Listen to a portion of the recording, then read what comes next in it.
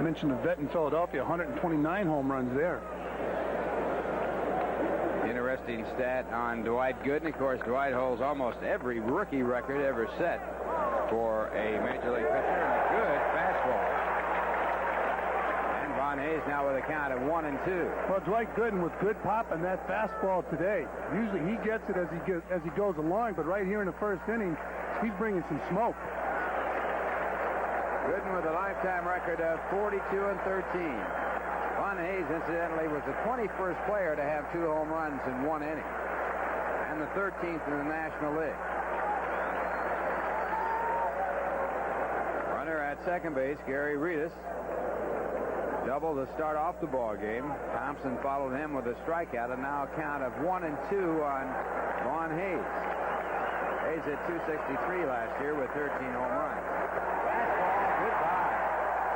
So Gooden gets his second strikeout, and now 2 men away. Again, Dwight Gooden throwing that heater right by Von Hayes. Von Hayes with a quick bat just couldn't get the bat around in time. And Gooden goes upstairs on you with that fastball. He's going to be almost unhittable because there's guys that throw the ball up to 89 miles an hour that are unhittable upstairs. So Von Hayes back to the bench, and Mike Schmidt up. Schmidt with 41 home runs against the Mets. 460 in his Major League career, 17th in the all-time list. He's hit 1 home run against Dwight Gooden. And he has 2 for the year with 5 RBIs, hitting .333. Curveball, and a beauty. That's a good curveball right there. You know, Ralph, there's certain guys you like to, I mean, you just take a look at him at home plate, and you like the way Mike Schmidt stands there. Right here, he takes a good breaking ball. Hayes hit a home run in last night's ball game over the center field fence, 410 feet away, against the wind. Fastball and a ball call by home plate umpire Ed Montague. You watch Mike Schmidt take that curveball for a strike. When Gooden throws that curveball first pitch to a right-handed batter especially, can't swing at that pitch. 1985, 3rd in the National League in home runs, 4th in slugging, 2nd in walks, 9th in on-base percentage. Hit 33 home runs last year. Fastball grounded slowly out to the third base side. It'll be a tough play for Gooden. He can't make it. Hernandez comes off the bag to take the throw and hold the runner at third. So a top base hit for Mike Schmidt. Well, anytime Mike Schmidt hits a ball like this, he's got a real good chance for a base hit because everybody's back expecting the ball to jump off that bat. Mike right there getting that top hand on top of the ball, smothering the ball a little, and picking up an infield hit. He was totally overpowered by the pitch, a fastball inside, but lucky enough to top it out to third to come up with a hit. That brings up Glenn Wilson. Wilson hitting .192 so far this year with no home runs and 3 RBIs. Last night's ball game, he was 0 for 3. Runners at first and third, 2 men away, top of the first. And Gooden's fastball, a strike. Wilson, a fine year last year, his all-time high in the National League for offensive stats. Batted .275, 14 home runs, 102 RBIs. Fastball missed. Strike 2, and Gooden's velocity so far, as we just get underway, the fastest he's thrown this year. Yes, and here it is right by Glenn Wilson. Good heater. When you're facing a guy like Gooden, of course, with less than 2 strikes, you want to guess the pitch and hopefully guess a location, because if he gets it in other locations, you've got a problem. Well, runners on base, and Wilson stays alive as he flicks the bat and fouls it off into the stands. The count remains at strike 2. And keep in mind, Glenn Wilson, a good major league hitter right there with a defensive swing. The only type of swing you could take in a situation like that is you get a look at big crowd on hand here at Chase Stadium. The Mets setting an all-time New York attendance record last year. Record that they held anyway. Right. They broke their own record. That's right. 2 strikes to count. Again, Gooden back, and Wilson was ready to accept strike 3, but it was called a ball. Ball getting out of Barry Lyons' glove right there. Sometimes an umpire will react to the way a catcher handles the ball. They shouldn't, but at times they will. Here's that pitch again. It was low, so the count had 1 ball and 2 strikes. Wilson started wearing glasses last spring training a year ago, and he had his finest year last year. And the Mets have a Wilson that started wearing glasses a year ago, and he did a fine job. Mookie Wilson. 1-2, and again it's fouled off. So the count stays at 1 ball and 2 strikes. Gary Reedus really coming down that third baseline in a hurry when Dwight Gooden is winding up. Has to be disconcerting, no matter how many years or experience you have pitching. So once again, the signs go out with Reedus at third, Schmidt at first, 2 men away, top of the first. And a curveball hit up the middle, and it will be a base hit. A run will score as Reedus crosses home plate, and the Phillies take the lead 1-0. And Wilson, battling against Gooden, flicks that bat once again, and this time comes up with an infield base hit. Well, you have to give credit to the batter right here. Glenn Wilson fought off some great pitches, and that's a good pitch right there. Wilson hitting the ball up the middle. Good effort by Tuffle. Would have been tough to get Schmidt at second base because he runs well. Here it is again. Tuffle knocking that ball down, keeping the ball in the infield, therefore keeping Schmidt at second base. And the Phillies are on the board with 1 run, and they have the lead here in the first inning. So 1-0 Philadelphia. Runners at first and second and 2 men out, and Darren Dalton the batter. Dalton making an appearance against the Mets, hitting at .333 with 4 hits and 12 times up. And of his 4 hits, 2 of them have been home runs. And he takes a called strike. Dalton hit only 4 home runs in 36 games last year, but 2 of 4 hits for home runs so far this year. He tattooed a home run off the upper deck facing at the vet last Sunday. Very strong. John Felsky, the manager of the Phillies, tells me he's the strongest guy in the ball club. That includes Mike Schmidt and Steve Carlton. And the fastball high, the count 1 ball, 1 strike. Dalton also a fine receiver, throws very, very well, and is very quick afoot. Other than that, he's got problems. He's got a lot of trouble. He will be the #1 catcher for the Phillies, and the fastball foul back out of play. The Philadelphia Phillies traded away 2 catchers, Ozzie Virgil and also Bo Diaz. Well, Bo Diaz last year going into the '85 season was the regular catcher, and he was injured. I believe it happened here at Shea Stadium, or Reed here as you look at calendar weekend here at Shea Stadium today and tomorrow. Calendars for all the fans coming through the turnstiles. 3 calendars. And plenty of good seats still available. For tomorrow's ball game, huh? Fastball struck him out. Gooden strikes out the side, but gives up 1 run on 3 hits. He leaves 2 in the score. At the end of 1/2 inning, the Phillies won. The Mets coming up.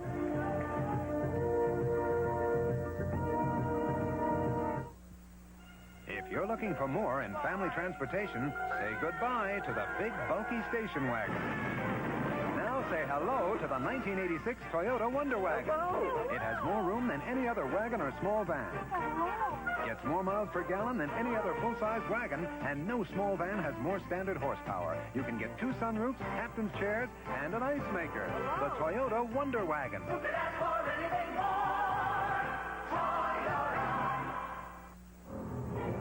We're Manufacturers Hanover, changing and growing to meet your needs. In Denver, our CIT people help a couple finance their new motorhome. In St. Louis, our merchant banking group helps pave the way for a series of interest rate swaps. In Portland, our leasing company provides a new corporate jet. We're Manufacturers Hanover, and now you know why we're called the financial source worldwide. Shane Raleigh on the mound for the Phillies. The Phillies leading 1-0 as the Mets take their first turn. Raleigh with a record of 1-0, an earned run average of 1.50. Lifetime against the Mets, he's 4-1. Shane Raleigh. And Raleigh will pitch against this lineup right here. Kevin Mitchell leading off in center field. Tim Tuffle at second base, batting number 2. Tim had a tough night last night. 4 Ks in that ball game for Tim Tuffle. Keith Hernandez batting third at first base. Right field, left field, Gary Carter. He'll bat cleanup. In right field, Darryl Strawberry batting number 5. Ray Knight batting 6th at third base. Barry Lyons in his major league debut, catching Dwight Gooden, is batting 7th. Rafael Santana, the shortstop, batting 8th. Dwight Gooden, the pitcher, batting 9th. And the defense, Hayes, Aguayo, Jeltz, and Schmidt. And in the outfield, it is Reedus, Thompson, and Wilson left to right. The catcher is Dalton, and Raleigh the pitcher. Raleigh, a much traveled pitcher. He started off moving around early in his career, was traded from the Yankees to the Philadelphia Phillies, and he has a lifetime record of 71 and 72. And his first batter will be Kevin Mitchell, making his first start this year for the Mets. You know, Ralph, you mentioned in 71 and 72. That's deceiving. And a first pitch pop-up out into right field. Wilson is there, and Glenn makes the catch. The reason it's deceiving is Shane Raleigh pitched about 5 years in the major leagues out of the bullpen. Did a fine job as a member of the Seattle Mariners. Traded to the Yankees, and the Yankees decided to make him a starter, and he did a fine job for them and has really become effective with the Philadelphia Phillies. Now the batter will be Tim Temple, hitting 158. Struck out 4 times against Steve Carlton last night. He got his initiation fee. What a feeling that is. Temple so far this year, after a very, very good spring, hitting 158, 3 hits and 19 times up. Ground ball hit hard to Schmidt, and Schmidt with that great glove comes up with it. 2 men away. Mentioned those 4 strikeouts in a ball game. A lot of managers would tend to put a guy on the bench the following day, but David Johnson has him right back out there. One thing about Davey, he is committed to his own plan, and he does not vary from it. Here's Keith Hernandez. Keith hitting 346 with no home runs and 2 RBIs. Last night's ball game, 1 for 3. A big base hit to start the rally in the 7th inning, and he was given a life, although it was not charged in there, when Schmidt misplayed his pop-up in foul territory. It should have been caught. They got the Mets rally going. They scored 2 runs to go in front. Leading 3-2, added 2 more on Foster's RBI single, and won it 5-2. 1 ball, no strikes to Keith Hernandez. Keith at 309 last year, and he takes a fastball. It's interesting watching Hernandez bat against a tough left-hander like Raleigh. A lot of guys tend to get on the heels and bail out of there or pull off the ball, where Hernandez is really pronounced stepping into the ball. And the breaking ball just does miss. 2 balls and 1 strike. Very early age, Keith Hernandez used to bat against his father, who was a left-hander. That helps.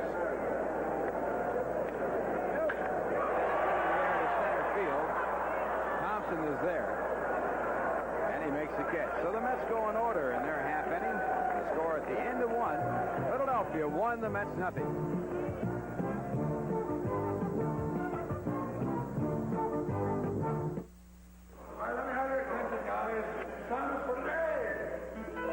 This buzz for all that you do. Like many before, you came here asking for just one thing.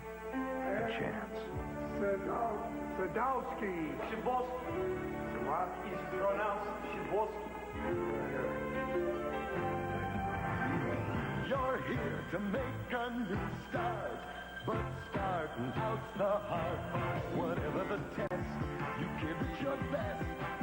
You show you got the heart, 'cause you make America work, and this buzz for you.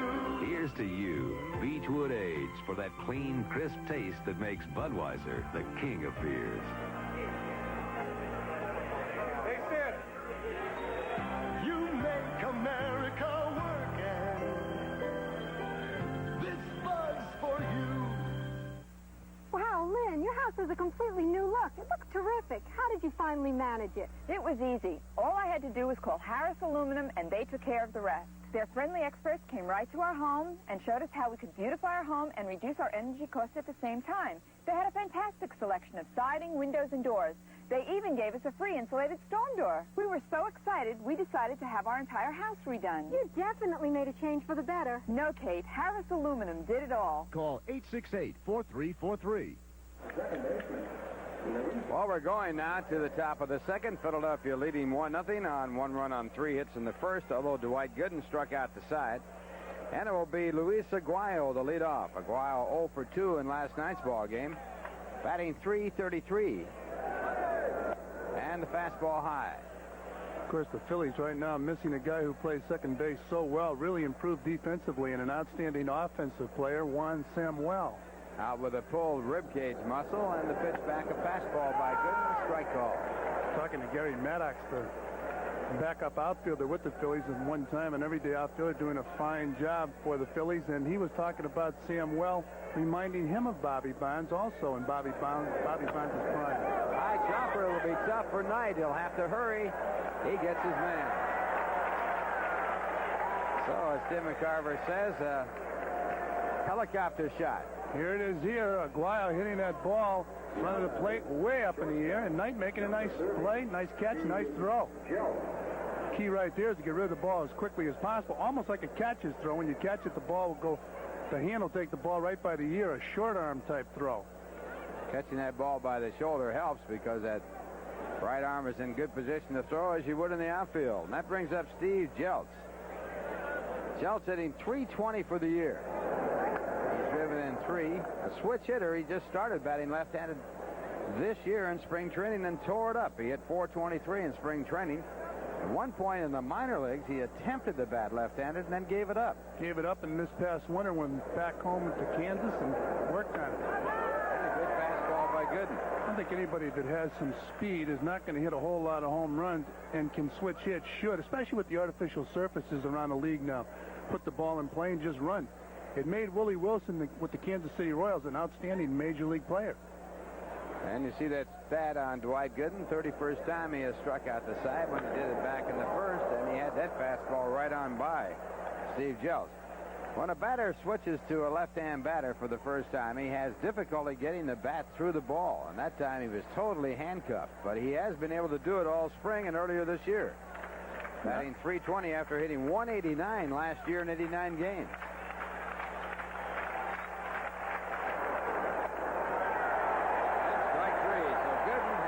Up another strikeout, his 4th, and he has 2 men away here in the second. Here it is again. As we mentioned, he just started switch hitting. Has to be difficult to face a guy like Gooden when you first start switch hitting. Good fastball right there, upstairs and right by Steve Jeltz. And that brings up Shane Raleigh, a fine hitting pitcher. And the first pitch, strike 1. Raleigh hitting .138. He hit .385 with 6 runs batted in last year with runners in scoring position. And the fastball fouled back. And keep in mind that Shane Raleigh has spent most of his time in the American League, where he didn't hit for a number of years. Got his first major league hit off of Danny Cox of the St. Louis Cardinals.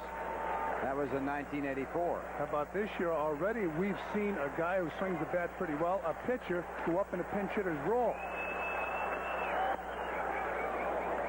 And there's a ball call. It's 1 ball, 2 strikes. Not unusual in the old days. Pitchers like Wes Farrell, who hit 38 home runs, Red Ruffing, Bob Lemon, all fine hitting pitchers. Strike 3 and 5 strikeouts in the first 2 innings for Dwight Gooden. But after a 1-2-3 inning here in the second, he trails by a score of 1-0.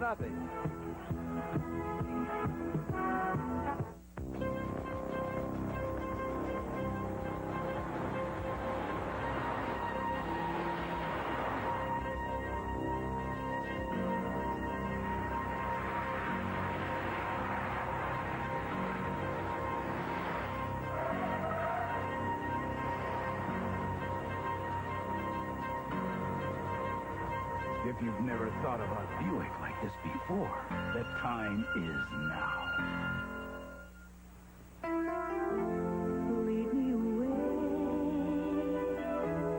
show me a smile, light up my face. No one can show you the face of Europe like TWA, leading the way year after year. To London, just $229. To Paris, $339.50. To Rome, $364.50. Irresistible. Leading the way, TWA. Working at the Golden Nugget is exciting. Exciting. That's right. You know who stays in this room? Frank Sinatra. Frank Sinatra. You know who slept in that bed? Kenny Rogers. Kenny Rogers, my favorite. And you know who bit this toast? Dolly Parton. Dolly Parton is the best. And this is the room where they make the Golden Nugget commercials with Steve. Who? Steve. Gary Carter, the leadoff for the Mets. Phillies leading by a score of 1-0. Bottom half of the second. Carter hitting .320 for the year and .389 against the Phillies with 1 home run and 6 RBIs.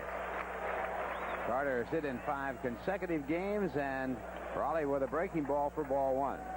It's like a day off for Gary Carter going to left field. Did you hang that up there? Yeah, I was up there earlier. I've been up that high before. I was going to say, you're always up there.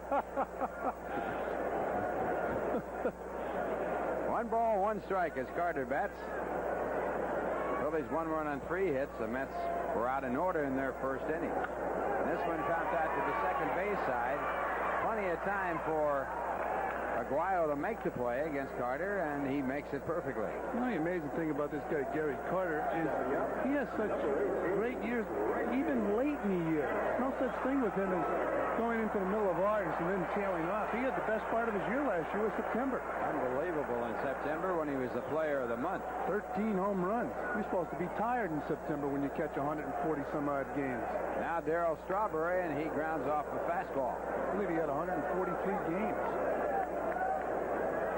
You'd have been a good catcher. All-time record for games caught by a catcher, Al Lopez, 1918. 1,918, and Strawberry pulls it foul. Yeah, but he did it with defense. He was not a great hitter. You're right about that. He was a good defensive catcher and not a great thrower, but he had great release. I'll tell you right now, if you were behind the plate, Ralph would have taken 100 home runs away from you. It does get to you, huh? Ooh, especially when you can't hit. 2 strikes to count to Strawberry, and there's a fastball, strike 3. So Strawberry hitting .227, called out on strikes. Darryl with 2 RBIs so far this year, and Raleigh gets his first strikeout. Here it is again. Darryl Strawberry facing a tough left-hander. Good pitch right there. A lot of times that ball will hit the front part of the plate and go off the plate. Tough pitch to hit. And it brings up Ray Knight, hitting .400 with 2 home runs and 5 RBIs. Drove in the game-winning RBIs in last night's ball game with a single with the bases loaded. Game in the first inning with 2 men out.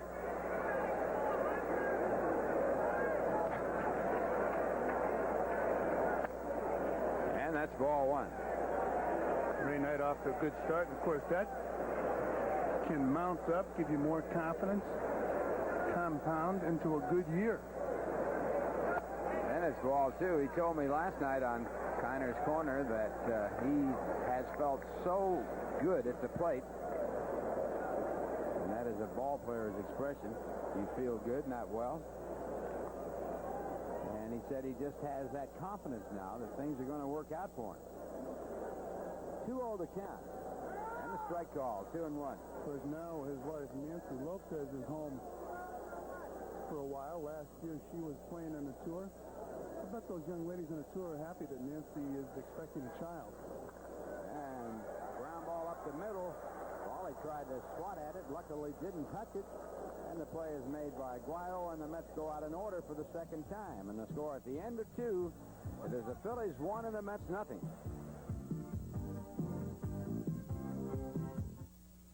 Bud Thunder. It's revved up and coming at you.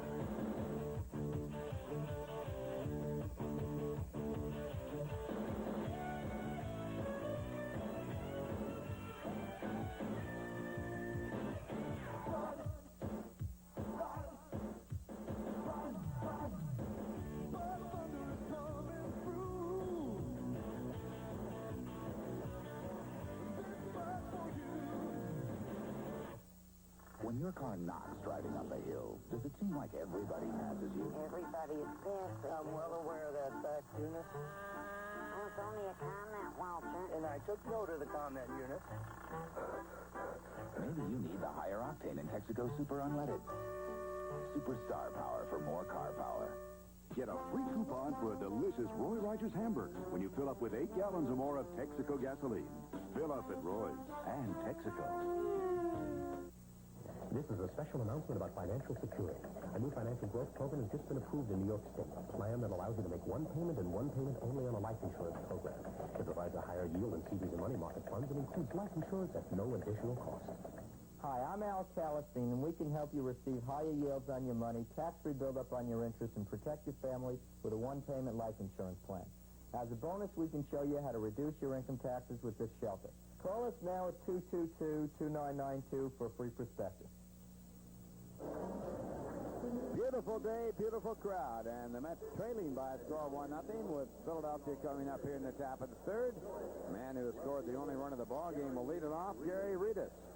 Reedus doubled to right and scored on an infield base hit by Glenn Wilson in the first inning. So Reedus 2 for 5 so far in this three-game series. And Dwight Gooden misses with a fastball. Gooden has struck out 5, walked none, while giving up 1 run and 3 hits. Dwight struck out the side in the first, picked up his other 2 in the second.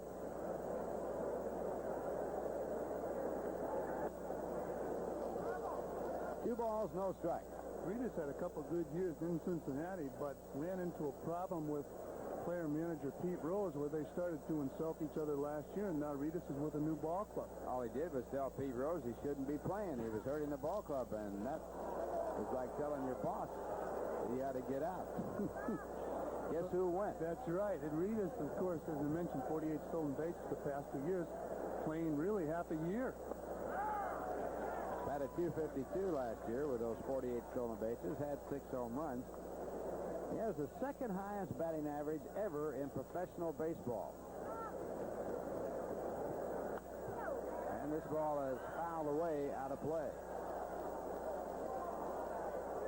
He hit about 411 one year? No, he hit 462 for Billings in the Pioneer League. The all-time high was hit back in 1913, 477 by a guy named Walter Malmquist, who never made it to the Major League. That'll happen a lot. How about some of these guys that go into minor leagues and really put some stats on the board and never get out of AAA? And the fastball fouled back. I played with a guy named George Spriggs in AAA, and he was the Willie Mays of AAA and could not play in the Major League. And this guy had some talent, Ralph. And some great hitters that never made Major League ball on a permanent basis. That's why when you read during the winter that you have a phenom, you become skeptical. You've been around a while. You doubt those stats in the minors. Yes. I had some. Just 3-2. Out to center field. Reedus, who has hit more fly balls than anybody in the National League in his career, and the short time he's been up here, flies out again. Say, this copyrighted telecast is presented by authority of the New York Mets and is intended solely for the private non-commercial use of our audience. Any publication, reproduction, retransmission, or the use of the pictures, descriptions, and accounts of this game without the express written consent of the Mets and the Sports Channel is prohibited. Announcers on this telecast were selected by Sports Channel and approved by the Mets. And Milt Thompson takes his first pitch for ball 1. Thompson struck out looking at a fastball his first time up.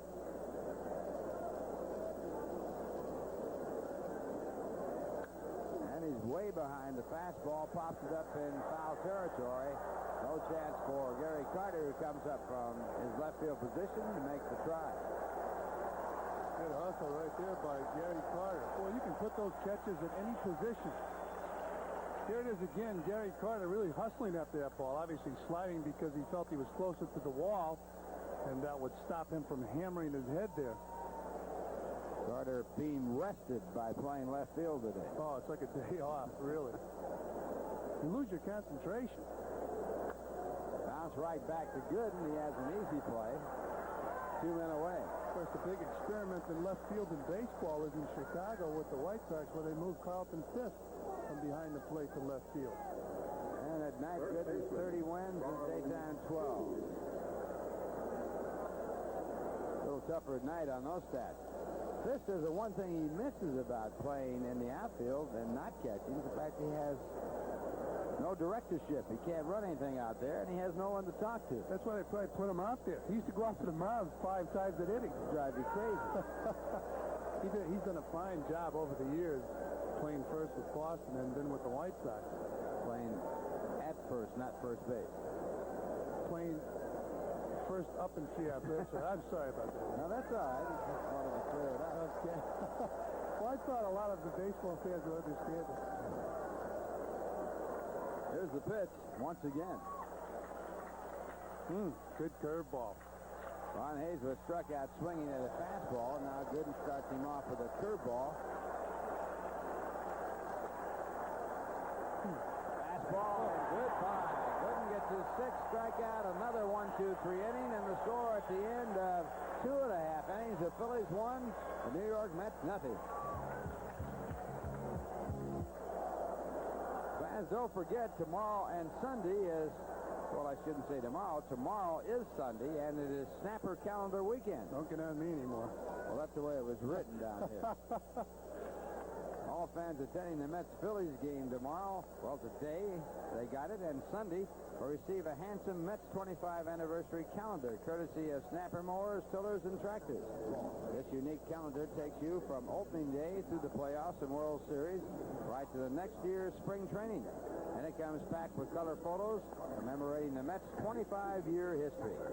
So come out to Shea Stadium for Snapper Calendar Day tomorrow and see baseball like it ought to be. Call 718-507-TIXX for all ticket information about tomorrow. Game time Sunday, 1:35 p.m. Well, if you're like most Mets fans, you never seem to get enough news about your team. But now you can by picking up the latest copy of the New York Mets Inside Pitch, the official newspaper of the New York Mets. You can get Mets Inside Pitch at your local newsstand or by subscribing through this toll-free number during business hours. The number is 1-800-421-7751. You'll get 12 issues a year, inside information on the ball club, complete minor league reports, including stats, the Mets trivia page, viewpoints of New York writers, Red Foley, Dan Castellano, and Jack Lang, guest celebrity columnists, clubhouse clippings, and much more. It's the ultimate publication for the ultimate Mets fan, and it's only $14.95. Once again, the number to order Mets Inside Pitch is 1-800-421-7751.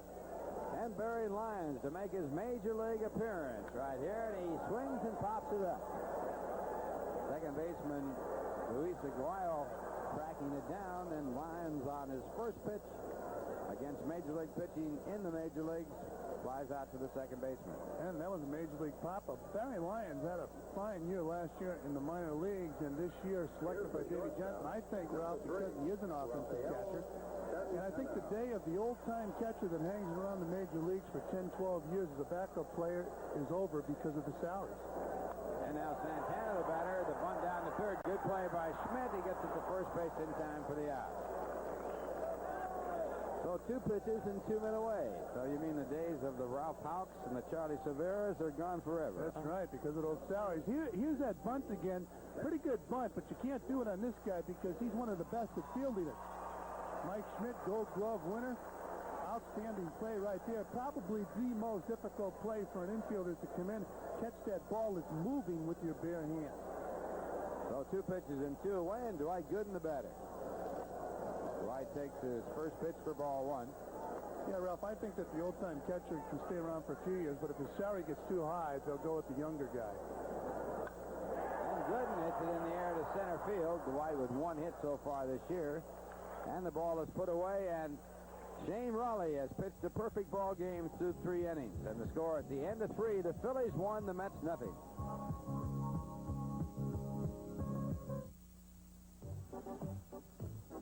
It's my lawn. What are you doing in here? It's the weeds and the bugs. I know, but I hate using those sprays. But they're after me. Please, call Lawn Doctor. They'll use their unique spreader to feed me a custom blend of fertilizer and weed control for a lot less than you'd expect. Sounds good. Can I give you a lift? Yeah, call Lawn Doctor. Now. Lawn Doctor. Recommended by Healthy Lawns everywhere.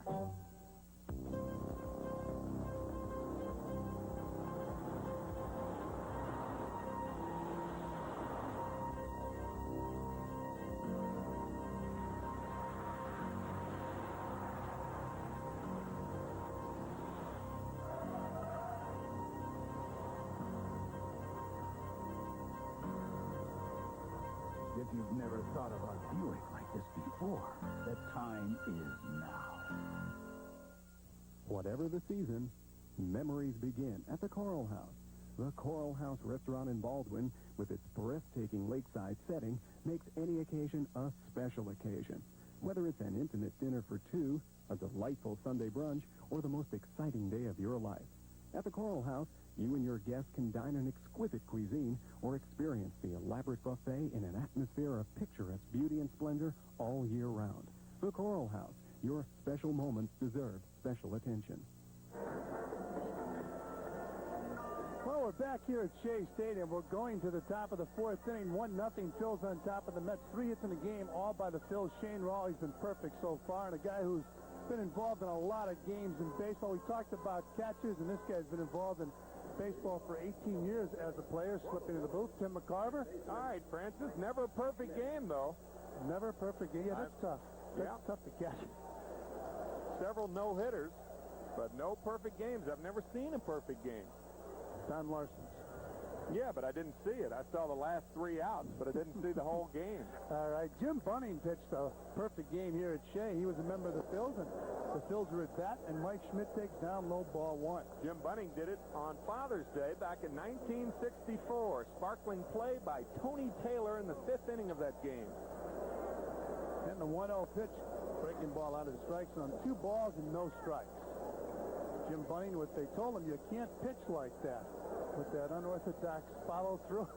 Won 100 games in both leagues. He did it. And by right should be in the Hall of Fame, I think. I believe he's running for governor again in Kentucky. 2 balls and no strikes on Mike Schmidt. Oh, boy. Is that a tough pitch to hit with 2 balls and no strikes? Yep. Not exactly looking for that. Gooden has been superb. He has struck out 6, but the Phillies squeezed across a run, not with a squeeze play, but with an infield hit in the first. And the heater, ground ball, third base. Ray Knight makes the play. Long throw in time. 1 out.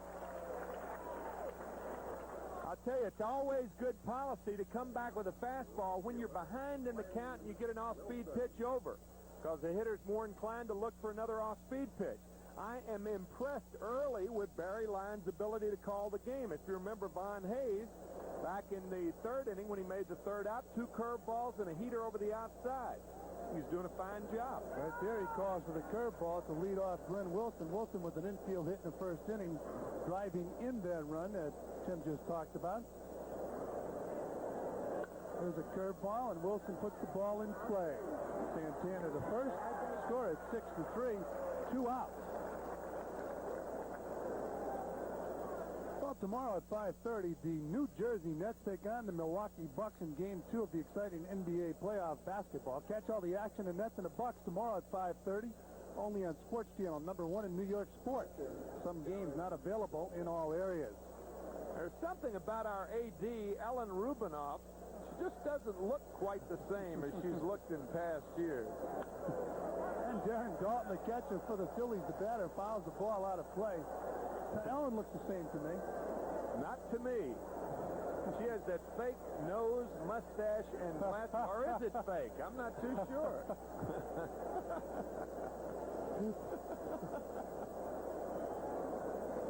Ellen doing a fine job up here. Darren Dalton's trying to do it down there, and he takes a fastball for a strike, 0-2.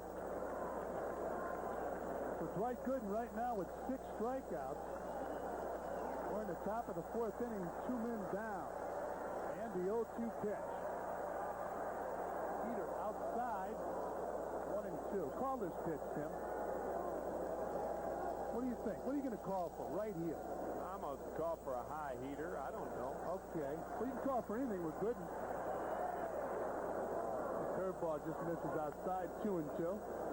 Yeah, you've got 2 pitches from which to select either the fastball or the curveball at any time. He has good control with the curveball behind in the count, as he's shown with Mike Schmidt in this inning. And 2-2 on Darren Dalton.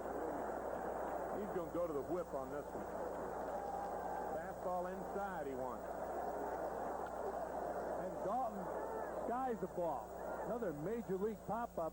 Rafael Santana makes the play for out number 3. So for Gooden, here in the 4th, he fails to K anybody, but they go up, 3 down.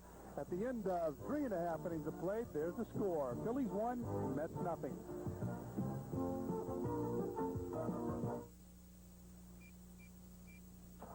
We've just started the world's most advanced yard tractor, Gilson, with ECAM 2000. This little brain does it all. It starts the engine with your private code. It reminds you when your motor is engaged, when you're in reverse, when to change oil, and it watches your battery and engine. We call it ECAM 2000. Advanced technology in your own backyard. From Gilson. Look in the yellow pages for your Gilson dealer nearest you. Financial opportunity for the swift and sure that rewards have never been greater. We're Manufacturers Hanover. We keep your business on the cutting edge of financial opportunity. From cash management systems to financial engineering, we can tailor a strategy with vision to move your business towards its financial goals. Consider the source. Manufacturers Hanover, the financial source, worldwide. The Michelin family was born to roll with the MXL for imported cars, the XTX for small cars, the XA4 all-season radio, the X8, Michelin's longest-lasting tire, and the all-season XTH4. Michelin, we're the perfect road company for your family. Available at wholesale tire and auto centers. See our ad in Newsday. Well, Kevin Mitchell will lead it off as you look at a young Mets fan here at Shea Stadium. Beautiful young lady, and we have a beautiful day for a ball game. Big crowd on hand. Kevin Mitchell, his first time up, flies to right field. Mitchell playing center field today for the Mets, and Shane Raleigh pulls the string, and Mitchell hits the ball off into the back. And an easy out right there for Shane Raleigh, one down. Well, Kevin Mitchell swung at the first pitch his first time up, and now went for the first pitch his second time up, so he's in 2 at-bats has seen Shane Raleigh on 2 pitches. And with a lot of young hitters, the more pitches you see, the better your chances are of getting a hit. But some hitters are just, they want to hack at that first pitch, just get a little too anxious. And that's one of the signs of young hitters. And here's Tim Tuffle, another young hitter. Had a tough night last night, right there taking a strike from Shane Raleigh. Tuffle in this ball game, 0 for 1. He grounded to third base in the first. Gets a shot at the shortstop. Nice play. Soft hands by Steve Jeltz. Score is 6-3. What a play is right, Fran. These are the soft hands that Fran was talking about. An in-between hop. Now watch how the hand and the glove get with the hop. Little pirouette, strong throw. That was some kind of play. See, that's the softness right there. If you stab at that ball, the ball hits the heel of the glove, bounces out in the center field for an infield hit. Fine play by Jeltz. Plugged a big hole for the Phillies. He's taken over the shortstop job. Tom Foley on the disabled list, and Keith Hernandez, the batter, takes a strike. No balls and 1 strike. We have 2 men out. We're in the bottom of the 4th inning. 1-0. Phil's on top of the Mets. You're watching all the action on Sports Channel. I'm Fran Healy along with Chet McCarver and Ralph Kiner. And Hernandez takes up high, 1-1.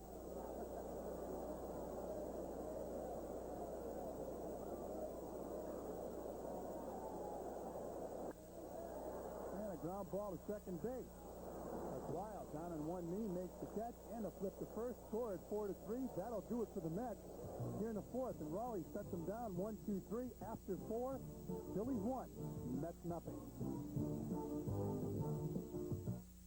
You know, there's lots of reasons I bought my new Toyota Celica. In the daytime, it's a 16-valve 2-liter engine.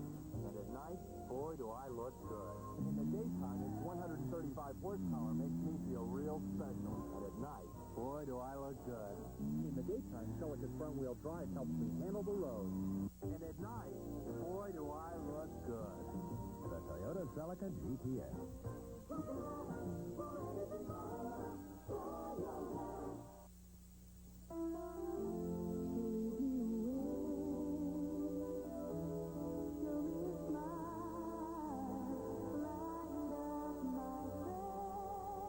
No one can show you the face of Europe like TWA, leading the way year after year. To London, just $229. To Paris, $339.50. To Rome, $364.50. Irresistible.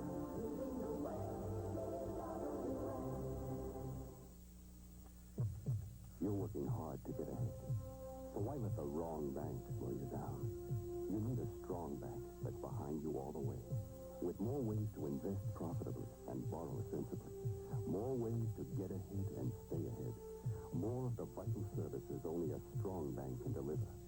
There is a bank for people just like you. The Long Island Savings Bank. We'll give you a run for your money. Well, top of the fifth inning here at Shea Stadium. And some of the U.S. Navy. Franny, you heard that song by Whitney Houston called The Greatest. And there's two lines in that song that's just phenomenal and kind of depicts Dwight Gooden. Says, people say that children are our future. Teach them right and let them lead the way. And he's led the way for the Mets for the last 2 years. Yes, he has. Right there throwing a fastball by Luis Aguayo. Gooden's done a fine job. The Mets have another guy doing a fine job on right field, Darryl Strawberry, another youngster. And the 0-1 pitch to Aguayo, fly ball left field, Gary Carter. Just like he's been out there every day. 1 out. Biggest adjustment, Tim, for a catcher going to another position like left field. Coming around for the plate. This ball is a low fastball, and Carter has no trouble. He did start one game in the outfield last year. He started and played right field June 26th. His first start as a left fielder since way back on May 25th, 1977. And we'll talk about some of those adjustments. And with 1 out, the batter is Steve Jeltz, who takes down low, ball 1. Jeltz struck out swinging in the second inning. Right now, Dwight Gooden has 6 strikeouts. One of the big adjustments that a catcher has when he moves to another position is he finds his mind wandering because he always initiates the action. And as a chopper, nice play by Ray Knight to first. A big league play. He scored 5-3. Well, we are seeing some kind of fine ball game. Ray Knight, a fine play. He had to play shallow, and he throws him out. Good play by Ray Knight. But when you as a catcher find yourself always initiating the action and then you can't do that, your mind starts wandering and wondering also. Good point. As Shane Raleigh, who's a good hitting pitcher, it's a fly ball to right field. Darryl Strawberry cruising after it, and he makes the catch for out number 3. So, for the Phils here in the fifth, 3 up, 3 down. We have a pitcher's duel at Shea. Stay right there. That's the score after 4.5. 1-0 Phils. If engine knocks keep your car's horsepower cased up, break out with higher octane Texaco Super Unleaded. On steep grades that gave already powerful turbo cars even more power than regular unleaded did. Texaco Super Unleaded. Superstar power for more car power. Easy, boy. Get a free coupon for a delicious Roy Rogers hamburger when you fill up with 8 gallons or more of Texaco gasoline. Fill up at Roy's and Texaco.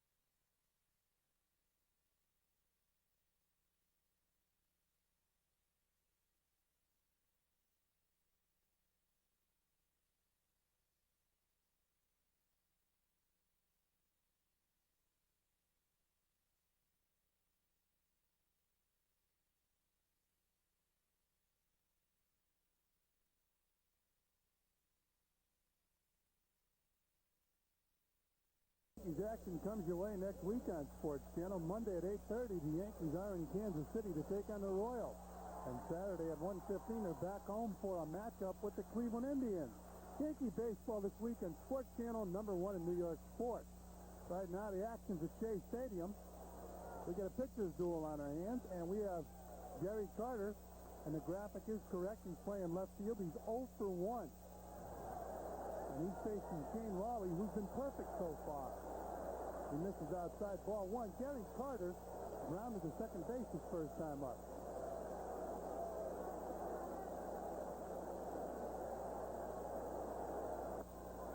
There's a strike, 1-1. Shane Raleigh has never pitched a no-hitter, but he did flirt with one last August 31st against the Dodgers when he pitched 7 2/3 of scoreless no-hit baseball. He has the stuff to pitch a no-hitter. Yeah, yes, sir. You know, we talked about the defensive plays in this ball game. You tend to see better defensive plays when you have two pitchers on the mound like this. Guys that are getting the ball over and are very effective. And work fast. Right. 3 balls and 1 strike. Yeah, that's an excellent point, because if you get a pitcher out there going ball 1, ball 2, your infielders get lax. That's right. And more inclined to make an error. First base runner of the game. So Shane Raleigh is no longer perfect, although he does have the ability, as we mentioned, to throw a no-hitter. Gary Carter down on first base, and Darryl Strawberry, the batter. Nobody out. We're in the bottom of the 5th inning. Another big crowd on hand here at Shea Stadium, and we have a beautiful day for a ball game. Strawberry hits a fly ball, shallow left field. Reedus coming in, and a tough play. Nice catch by Gary Reedus. He had to run a long way for that ball, and he has real good speed. Phillies with an excellent defensive outfield. Talking to John Felsky before the game, and he felt that that's probably the biggest improvement with this ball club this year is their defensive outfield. Milt Thompson in center, and, of course, the speed that you just saw of Gary Reedus. Not too many tweeners between those guys. Glenn Wilson also can play his position extremely well in right. And I think the day is gone where you're going to see outfielders who don't run real fast, because a lot of games are played on the artificial surface. The rug, that's right. You got to cut the balls off in the gap, because instead of doubles, they're triples. That's on right. The rug. And Ray Knight, the batter, fouls the ball off. We have 1 out. Gary Carter on first base. 1-0 ball game. Phil's on top of the net. Talking about that rug, Tim, as you mentioned, putting the defense in the gap. Remember at one time you would go into a meeting and they would align that defense. I mean, if a guy pulled the ball, you'd say, okay, shift way over on him. Where now, on that artificial surface, you have to be careful. Guy takes a check swing and slaps the ball over to second baseman's head. He's got a chance for extra bases. No balls and 1 strike on Ray Knight, and he fouls the ball into the Met dugout. 0-2. I have never been a proponent of overshifted outfield or infield play. My feeling's the same as Kurt Simmons. Kurt used to say, and an outstanding pitcher for the Phillies and Cardinals, he used to say that Doubleday put him there for a reason. You play straight away in the outfield. And I will venture to say that a lot of big league outfielders don't even know what straight away is. Straight away is an alignment for the left fielder, and we'll explain it in just a second. And the 0-2 pitch inside, 1-2. If you're the left fielder, you line up first and second base and play in direct line. That is straight away. If you're a right fielder, you line up between second and third and play straight away. As you see the Philly outfield right now, giving up the gap. And, of course, if you're a center fielder, right behind second base. Foul ball out of play. Or you line up second base. You don't play right behind second base unless you're Chuck Tanner using a 7-man infield like we saw here. And now, of course, everything's done with the computer. They feed that computer defensive alignments where guys hit the ball most of the time. Yes, Abner in 1839 was ahead of his time. That's right. Outside, 2-2.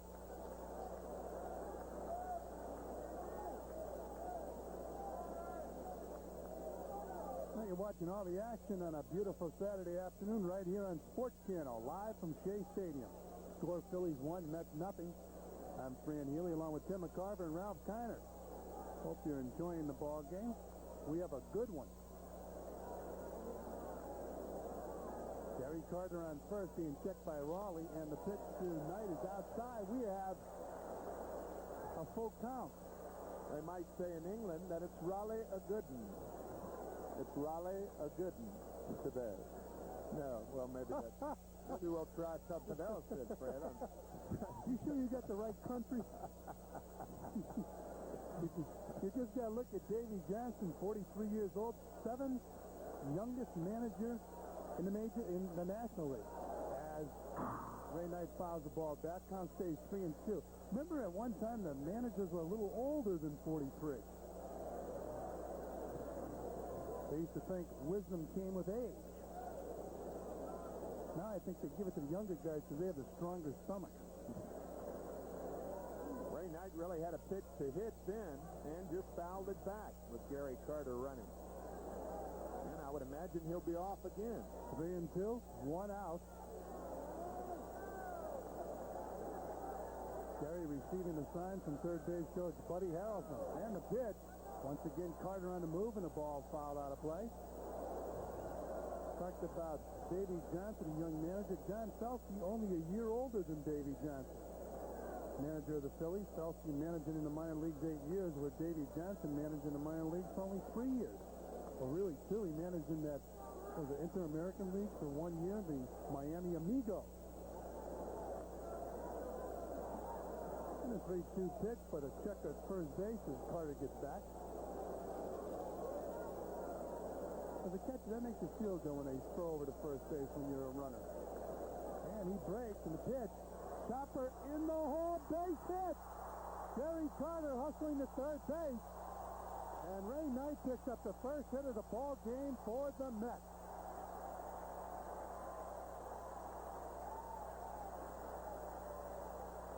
And that's why you send the runner, even though Carter does not have good speed, you send him to stay out of the double play, and with 1 out, give Carter a chance to go to third on this 38 hopper through the infield. Jelk can't get to it. Reedus is playing deep, and because Carter was running, he's on third base, and the Mets have a chance to score a run without the benefit of a hit. And Barry Lyons in his major league debut as the batter. Looking for his first major league hit, and he gets one here. He'll remember it.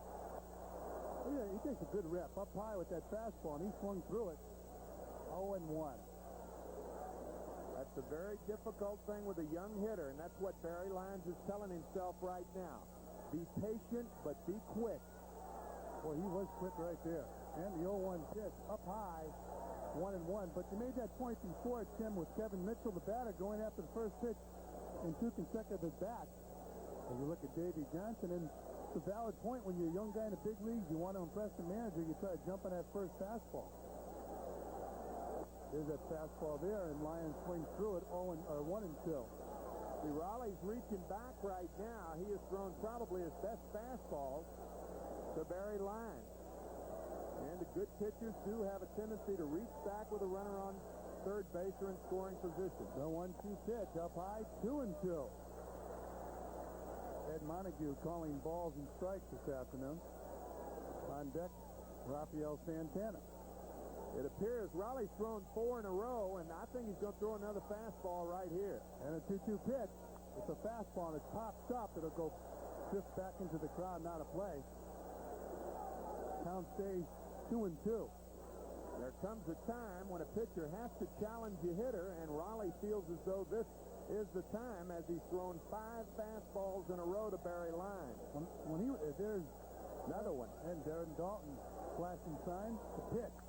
Ground ball right back up the middle off Raleigh's foot. He goes to first. Carter tries to score. He's in there. Tie ball game.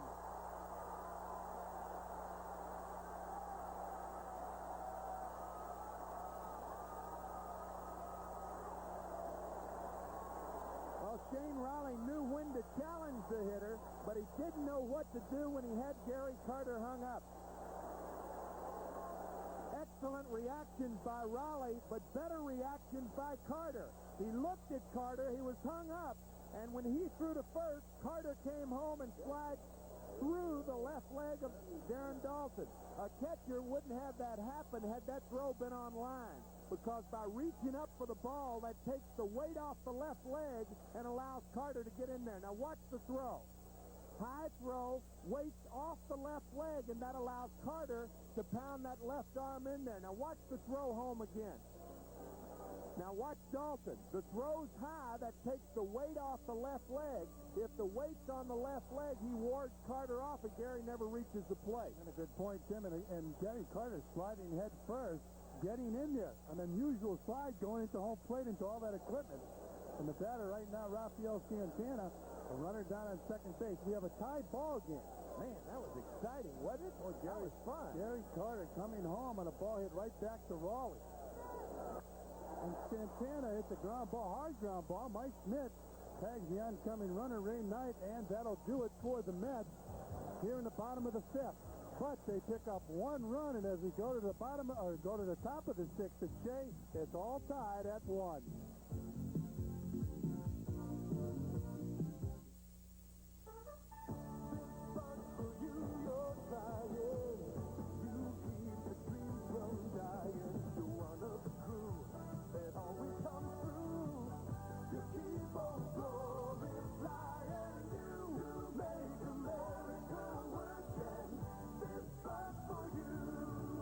Budweiser salutes all the men and women in uniform who proudly serve this great country. You want a mower that's going to last. That's why Gilson built this sturdy rear-engine rider. It's got a heavy-duty channel frame, not a tube frame. You get an 8 or 11 horsepower industrial commercial engine, standard. It's quiet, smooth, and dependable. And mow? Gilson mows circles around the competition.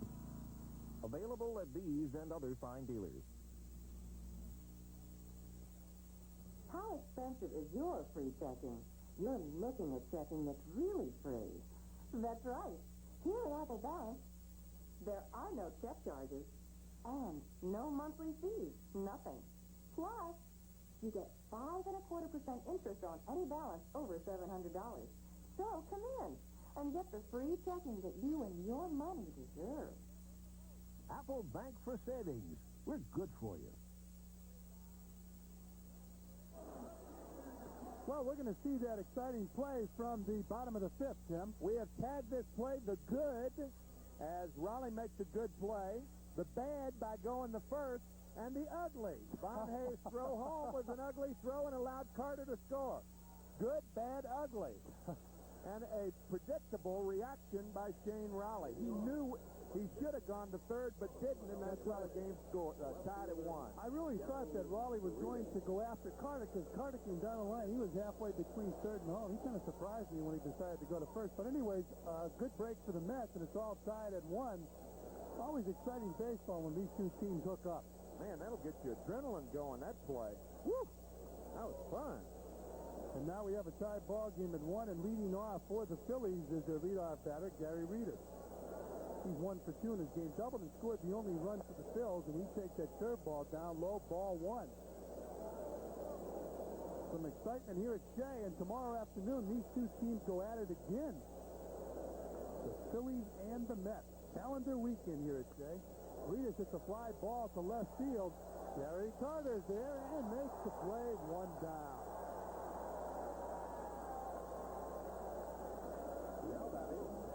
Charles Hudson throwing in the Philly bullpen. That's 14 in a row retired by Dwight Gooden. And at one time, Shane Raleigh had 13 Mets in a row retired. Shane was perfect, but no longer. Make that 12. Gary Carter led off the fifth with a walk. And the batter, Milt Thompson, hits the ground ball to second base. Puffle bobbles the ball, goes to first. Not in time. That's tough because Thompson can run. One of the reasons the Phillies went after speed is right there. They got a runner on base on an error. Yeah, it was a bobble on Tim Tuffle, but you really got to give a lot of credit to Tim Thompson. Tuffle being a little bit too deliberate, and Thompson, or I said Tim Thompson, Milt Thompson, by running all the way right out of the box. Because that's a routine play. A lot of guys would take 2 or 3 steps and say, well, I'm out. Well, you never you never surmise that you're going to be out. And, of course, Milt Thompson, struggling really for a while to stay in the major leagues, 27 years old. He's not going to loaf as you look at Von Hayes. One out, and Hayes fouls the ball off. You know, that's one of those times where I couldn't find the right word. You gathered that, didn't you? I said surmise when I wanted to say assume. That's one of the things in journalism. It's never assume. Isn't that right? Never assume to surmise. I understood exactly what you were saying. Yeah, that's because you could see my eyes, but it wasn't a proper word, so I thought I'd come back with it. All right. English 101. That's all I got to. They check Thompson at first base. Wise decision because Thompson can run. Von Hayes in his ball game has batted twice and struck out twice. The 0-1 pitch inside, 1-1. See Milt Thompson down there with those fingers moving. Looks like Ricky Henderson. That's how Ricky Henderson of the Yankees will move those fingers before he runs. We'll try to get a little shot of him over there. Well, he stole 34 bases last year, and Ricky, he can scoop.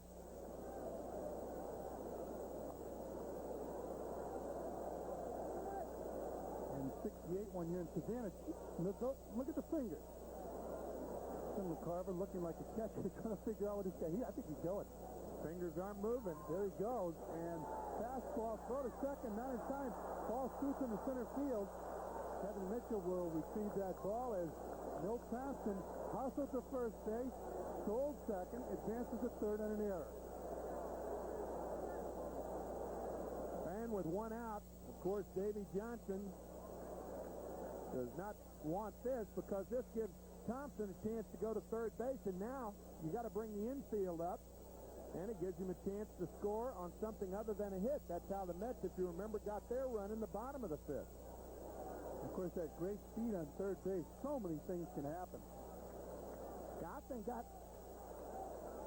Pardon me, friend, I think I'd have Thompson go on contact. Good point. Even with the infield in. And a lot of times you get that defensive swing with a 1 and 2 count, but that's not a defensive swing, that's an offensive swing and a base hit for Von Hayes. Thompson scores and the Phillies take a 2-1 lead. Well, that's what speed can do. Phillies with one in the first, and now they have just stolen a run right here. An error by Tim Tuffle on a routine play at second, and a throwing error by Barry Lyons, and a key base hit by Von Hayes, and he can run too. 6'6", and he can really run. He'll remind you a little bit of Darryl Strawberry, his build and his speed. Von Hayes can really scoot for a guy 6'6". The batter will be Mike Schmidt, future Hall of Famer. They'll be retiring his number someday in Philadelphia, along with Ricky Ashburn and Robin Roberts. And Von Hayes was leaning as Gooden checked him at first base. Fran, I was talking to Davey before the game, and he said, you know, I've got to play Kevin Mitchell. I've got to play Barry Lyons. They're up here. I've got to rest Gary Carter. And when you do, who are you going to do it with? Are you going to do it with Gooden, who has overpowering stuff and doesn't need as good a defense as most pitchers on the Mets staff or most pitchers in baseball? You have to do it sometime. You got to give these guys a chance to play. This is a good time to do it. I agree. And, of course, totally. Gooden's in control of his game, whoever's catching him. As Mike Schmidt takes a strike, no balls and one strike. Mike Schmidt, 1980 MVP in the World Series when the Phillies beat the Kansas City Royals 4-2, the only world championship for the Phillies in 104 years. The 0-1 pitch to Mike up high, 1-1. One of the key things about that Von Hayes at bat was that he took the 1-1 fastball, giving Thompson a chance to steal second and go to third. And then with the count 1-2, fought that high fastball off. That was an excellent at bat by Von Hayes. And as you mentioned, they had to bring the infield in. Gives the hitter even more confidence. He's leaning. It's not going as Mike Schmidt goes to a fastball. 1-2. We have one man down here at Shea Stadium. It's on top of the sixth. This is some gas right here, right down the middle. 95 miles an hour, some heat. Not too many guys that throw that pitch by Mike Schmidt. 1-2 on the Philly third baseman. 2-1. Phil's on top of the Mets here in the top of the sixth. Dwight Gooden checks Von Hayes at first base.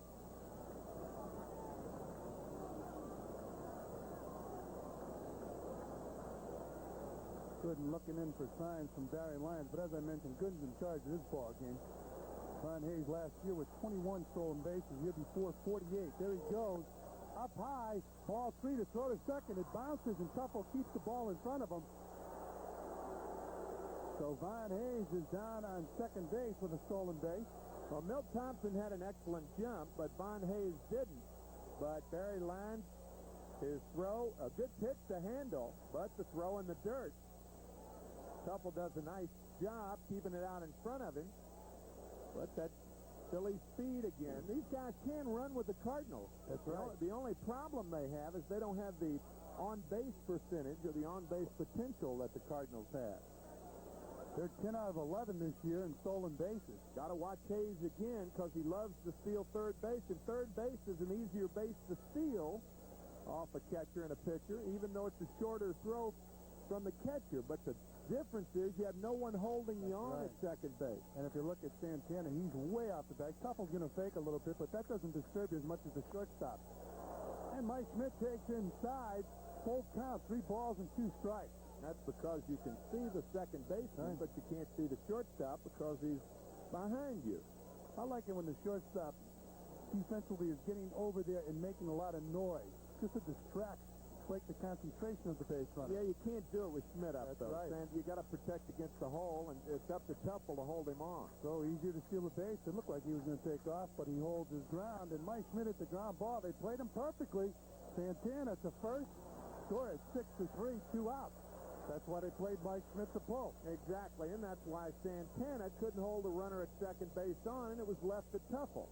There's Santana. Strong throw, and Hayes has to remain at second. And if they don't play Schmidt to pull, that's a tough play for shortstop going in a hole. That'll determine whether or not you stay at shortstop, the ball you have to go into the hole for. You can't make the play, you're not going to be at shortstop. The batter now, Glenn Wilson, 2 outs. Wilson 1 for 2 in this game, an infield hit, and he takes down low, ball 1. In fact, his infield hit drove in the first Philly run, scoring Gary Rios, who was on third base after doubling to lead off the first. Big man down on second base with 2 outs. 1 ball, no strike count on Glenn Wilson. 1-1. Wilson having an outstanding season for the Phillies last year. Came over in the trade for Willie Hernandez from the Tigers. Drove in 102 runs for the Phillies last year. That is 275. He takes up high, 2 balls and 1 strike. Darren Dalton, fine young catcher with the Phillies, will follow Wilson. And get a shot at Barry Lyons flashing signs with the runner on second base.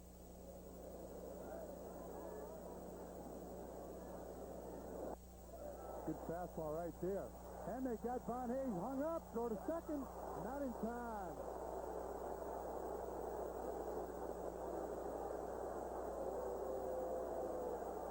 Hayes caught leaning at second base because he's trying for that extra jump. Now Barry Lyons catches the ball in his squat. You got to anticipate every time, and he throws late to second, and Hayes gets back. He made the right play coming out of the squat and running at Hayes to freeze him, but he took too long to throw it to second. When he started that throw, I believe Hayes thought he had him. I think Hayes might have been leaning again. That's why Lyons held on to the ball. But anyway, no harm done as Dwight Gooden throws that fastball right by Glenn Wilson. And that'll do it for the Phillies here in the 6th inning. But they pick up a run. And at the end of 5.5 innings of play, that's the score. Phillies 2, Mets 1. Some companies rent you a car. And that's it. But Hearst is with you all the way, with customer service representatives to speed you on your way. Computerized driving directions solutions to help you find your room, and 24-hour road service in case you get stuck on the way. So you have a choice for your money. You can rent from a company that just gives you a car, or rent a car that gives you a company. First, you don't just rent a car, you rent a company. Working at the Golden Nugget is exciting. Exciting. Especially you know who stays in this room? Frank Sinatra. Frank Sinatra? You know who slept in that bed? Kenny Rogers. Kenny Rogers? My favorite. And you know who bit his toast? Dolly Parton. Dolly Parton is the best. And this is the room where they make the Golden Nugget commercials with Steve. Who? Steve. He's a little skinny guy. I figured we could help him. Knew we couldn't work miracles, but we could help him. He says he's here to help us. This is from the Southwestern Bell Yellow Pages. I tell him the 9X Yellow Pages works just fine for me. And besides, what does a guy from the Southwest know about New York? I told him that book of his wasn't going to build him a big business. But if he carried a couple around under each arm, it would probably build up his upper body. There's only one official Yellow Pages for New York telephone, the 9X Yellow Pages. Well, Sports Channel get it.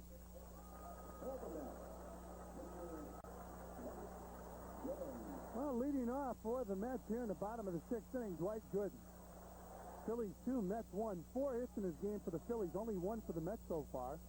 Shane Raleigh throws that fastball and Gooden fouls it off. Strike 1.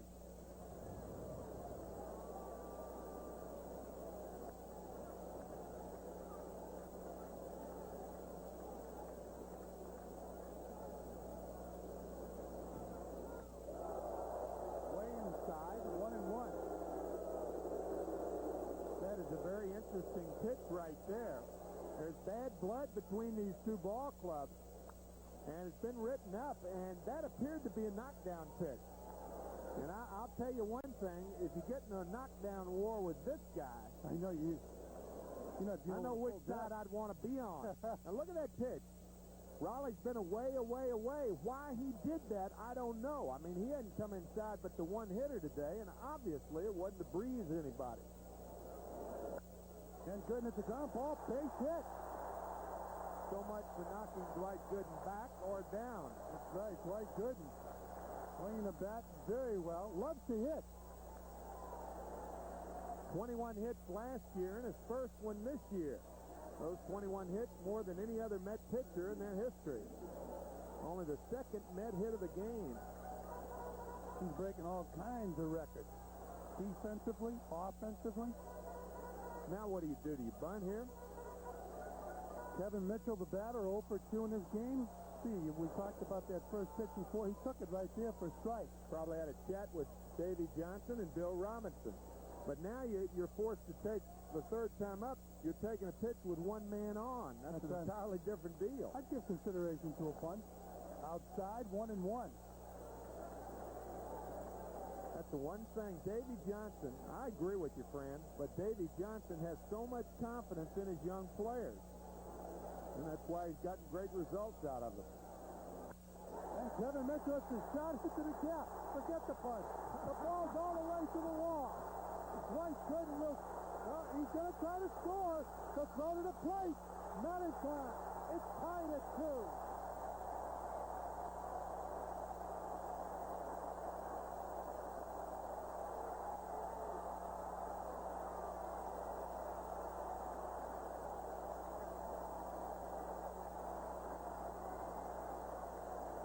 See him nod his head. The slider, after it's seen a couple of pitches now, and there's a big difference in that. I mean, this is a rocket over the head of Milt Thompson. A good play by third base coach Bud Harrelson. By sending Gooden, the throw's laid home. A good play by Johnson. See, there are a lot, I'm saying that kind of tongue-in-cheek, but there are a lot more guys involved than the 9 guys playing on the field. Third base coach and manager throw up the line and high, and Gooden is in there. It's a 2-2 game. This is a good game. Oh, this is an excellent ball game. Dwight Gooden, after running the bases, and the first baseman, third baseman in, second baseman, shortstop back, and the batter Tim Cuffle takes the strike from Shane Raleigh.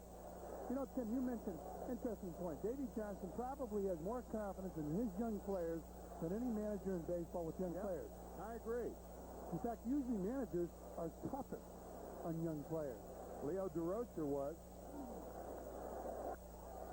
And Tupler hits a high fly ball to center field. Milt Thompson is there, shading his eyes from the sun, and he makes the catch. Kevin Mitchell tagged on second base and staked towards third. Good strong throw from Milt Thompson. And here's a graphic for you, Tim. Second major league RBI and first this season, and a biggie. Well, he had his first major league hit against the Phillies, and Steve Carlson had his first major league RBI against the Phillies. He had his second major league RBI against the Phillies. I like hitting against the Phillies. Here's a guy who likes hitting against anybody. Keith Hernandez. Hernandez in this ball game 0 for 2, fly to center field, grounded to second base.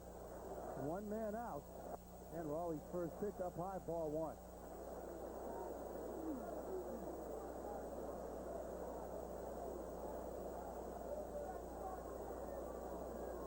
Four hits in his game for the Phils, 3 for the Mets.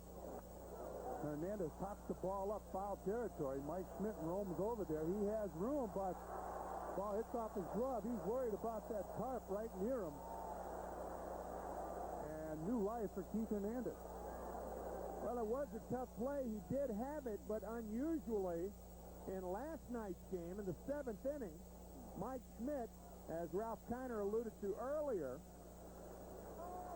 missed a pop fly, and who was the batter but Keith Hernandez? He responded with a base hit, and the Mets ended up scoring 2 runs on George Foster's single.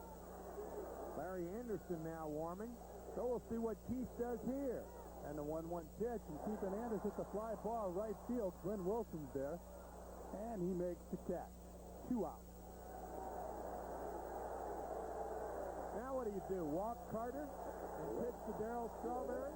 Yep, I would, without a doubt. See that mud patch that Gary's got right on his stomach?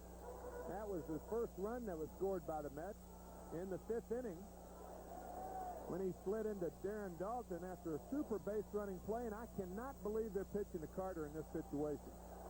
Well, we'll see. You see him point to his head. He said, use your head. If you use your head, you're going to walk him. Yeah, pitching around somebody's dangerous, but they didn't pitch around him right there. Good pitchers pitch for a strike. If you can throw 3 of those pitches, you got a shot at him. I don't leave it to chance. No. Giving that target way down low and outside, and misses 1-1.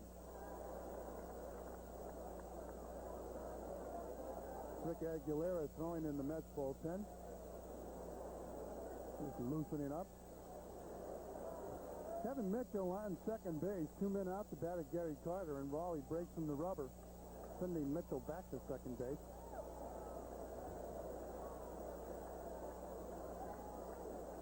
Most frustrating thing a catcher can hear from a manager is pitch around him. Don't give him anything good to hit.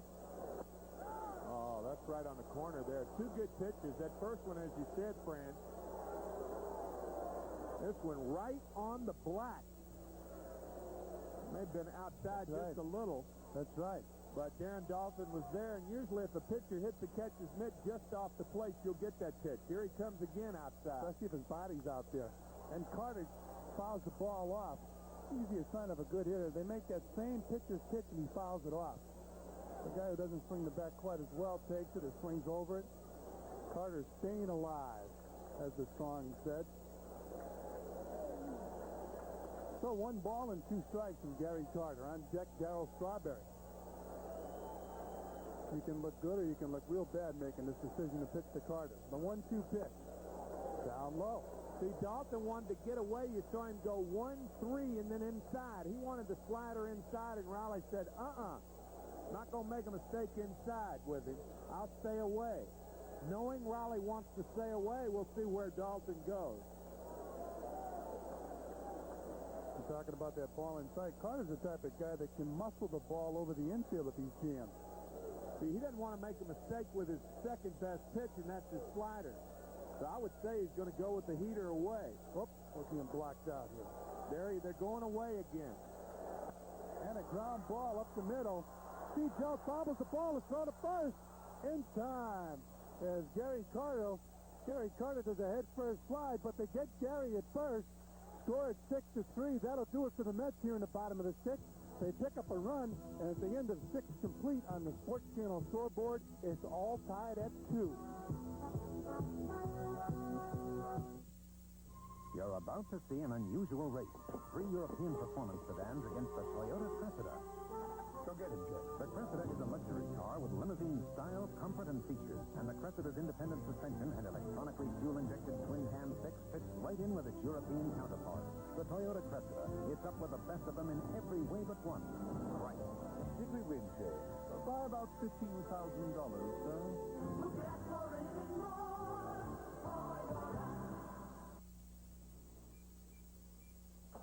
We've just started the world's most advanced yard tractor, Gilson, with ECAM 2000. This little brain does it all. It starts the engine with your private code. It reminds you when your mower is engaged, when you're in reverse, when to change oil, and it watches your battery and engine. We call it ECAM 2000. Advanced technology in your own backyard. From Gilson. Available at these and other fine dealers. Here we go again. Don't worry, relax. You'll see they have everything for all of us. Where are we going? Nemo's Army Navy store. But No, but we're taking our worn-out sneakers to Nemo's for their famous sneaker trade-in sale. They'll give us $5 off the purchase of a new pair when we trade in our old pair. We can choose from Reebok, Nike, Adidas, and more. Nemo's always has what we want. Nemo's with 2 huge locations in Oceanside and Hewlett. you've got to love it. Fan Sports Channel's got a great lineup coming your way Thursday at 7:30. Tune into Nets Weekly Magazine for an in-depth look at the Nets as they make their way through the playoffs. At 8 o'clock, join Fran Healy on the pennant chase as he keeps you up to date on the big league news, the world of baseball. And at 8:30, the Mets are in St. Louis to take on the Cardinals. Catch all the action Thursday on Sports Channel, #1 in New York sports. And speaking of a great lineup, a guy who buoyed a great lineup in the late 40s, early 50s, the Pirates, here's Ralph Kiner. Ralph, good ball game, huh? Great ball game, Tim, and right here it's a 2-2 game going in the 7th inning. A lot of excitement, and Davey Johnson looking at the scorebook. Darren Dalton fouled one back. 0-1 to Darren. And a tight fastball.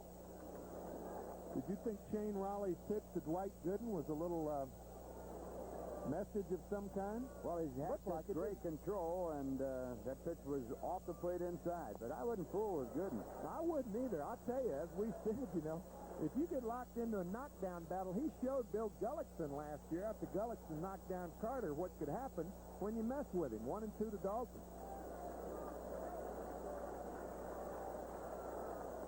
Curveball outside, 2-2. Good, you got a little Jerry Kuzman in him. Kuzman would retaliate about as well as anybody the Mets ever had. You've got to tell when we have time that story in '69 about Ron Santo. Pop fly in the infield, probably in foul territory, and it is. Hernandez, 1 out. Mets were battling the Cubs in '69 right down to the wire, and Bill Hans was pitching for the Cubs, and he knocked Tommy Agee down, and I mean knocked him down. The hat came down about 2 minutes after his body hit the ground, and Sano was the first batter up in the next half inning, and Kuzma let it fly, and if Sano hadn't got his hand up in front of his head, it would have hit him in the head, and it hit him in the hand. I thought he broke his hand, but it didn't, and he stayed in the ballgame. And that was the end of the Leo DeRocher Intimidation Act. Yep. Leo was noted for that. Stick it in his ear was his famous remark. Yes, sir. Here's Luis Aguayo, and he takes the curveball low. Leo would sit on that bench yelling, stick it in his ear, and that's all you could hear. You think Stan Musial didn't have some stuck in his ear at Ebbets Field when Leo was the manager of the Dodgers? Stan Musial does not dislike a lot of people, but Leo DeRocher is one. Matter of fact, I don't know if Stan dislikes anybody but Leo DeRocher. Stan's about as easygoing as you see, but he had a pretty good reason. They were walking him intentionally and knocked him down on all 4 pitches. Yeah, I remember that. I remember reading about that. 2-1 to Aguayo. Of course, Stan only hit about .430 lifetime in Ebbets Field. Isn't that the ballpark in which he hit the 5 home runs in the doubleheader? No, that was against the Giants. That was in the Polo Grounds. Oh, in St. Louis. Yeah. Okay. And the best part of that story was Horace Stoneman had Stan out almost all night long. Came out the ballpark for the doubleheader and hit 5 home runs. First man to ever do that. If he hadn't been out all night long, it'd probably hit 7, I guess. 2-2 to Aguayo. 2-2 ball game. We're in the 7th. Curveball is high. 3-2. Who was the big outfielder that did it for the San Diego Padres against the Atlanta Braves? Nate Colbert hit 5 home runs in the doubleheader. He had been in the stands watching Musial hit his 5. Base hit down the left field line. It's going to be at least 2 for Aguayo. So Luis Aguayo, who had his first major league home run in this ballpark, gets another big hit for the Phillies. Only a second of the year. Well, Aguayo takes that fastball right over the head of Ray Knight, who couldn't get up in time. Ball well hit. Carter playing in left field today, gets it, but Aguayo ends up at second, so the go-ahead run at second with 1 out. And the batter, Steve Jeltz. It was Jeltz's triple last year, or last week, I should say, last Saturday, that eventually led to the tying run, and the Phillies tied it. And, of course, they went on to win in the 13th inning of that 5-hour and 2-minute ball game last Saturday afternoon at the Vet in Philadelphia. 1-0 to Jeltz. He's 0 for 2 on the day.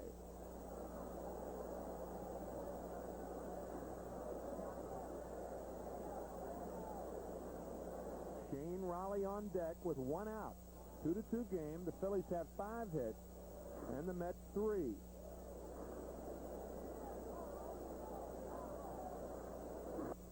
Fastball high, so it's 2-0 to Steve Jeltz.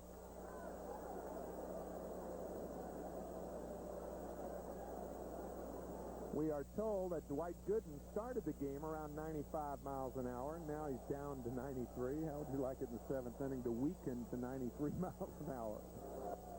Fastball outside, 3-0 to Steve Jeltz.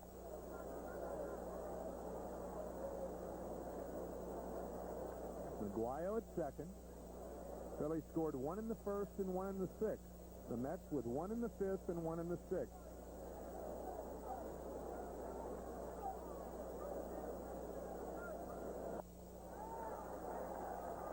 There's the strike. Pitchers due up next for the Phillies, and they have action in their bullpen. Here's that last pitch. It was close. Right on the inside corner at the letters. So it's 3-1. Jeltz will be swinging here. He likes the strike. And this one way high, so Dwight Gooden walks his first batter of the afternoon. And the Phillies have runners at first and second, and Shane Raleigh will probably be up there to bunt, Ralph. 1 man out. If he bunts, it would be to move 2 runners in the scoring position rather than have 1. Raleigh a good hitter. And a good hitter with men in scoring position. Yes, he is. He had 16 hits for the Phillies last year. And he will have that hole on the left side to shoot for. Santana close at second with Aguayo. Ray Knight way in at third. So the hole is open. And he's bunting. And he gets it down. A nice bunt. Gooden will have to go to first. Out at first base, and Del Unser and Shane Raleigh do not agree with Fred Brocklander, but that hesitation by Dwight Gooden almost cost him. Well, that's a good bunt. Gooden, though, thought he had a play at third. He tries to barehand it. Takes a little too much time in picking it up after he dropped it, and then doesn't throw it real hard to first, and it almost cost him. Close I thought play he was safe at first. What do you think? Awful close. He just lobbed it over to first and fortunately got the call at first base as the runners do move up. The runners at second and third and 2 men out, and Gary Reedus up. Reedus 1 for 3. He doubled to open the game and scored a run in the first. He has batted safely in every Philly game so far this season.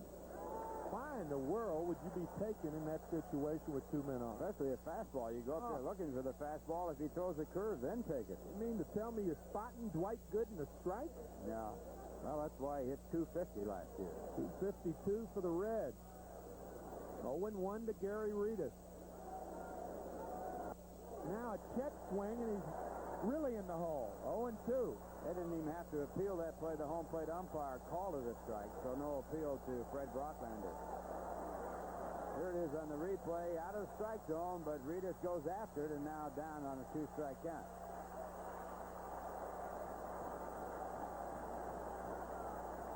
Two on, two out, 2-2 ball game in the 7th. And he fouls it off. Reedus got a good pitch to hit there with a 2-strike count. It was right down the heart of the plate, but behind it.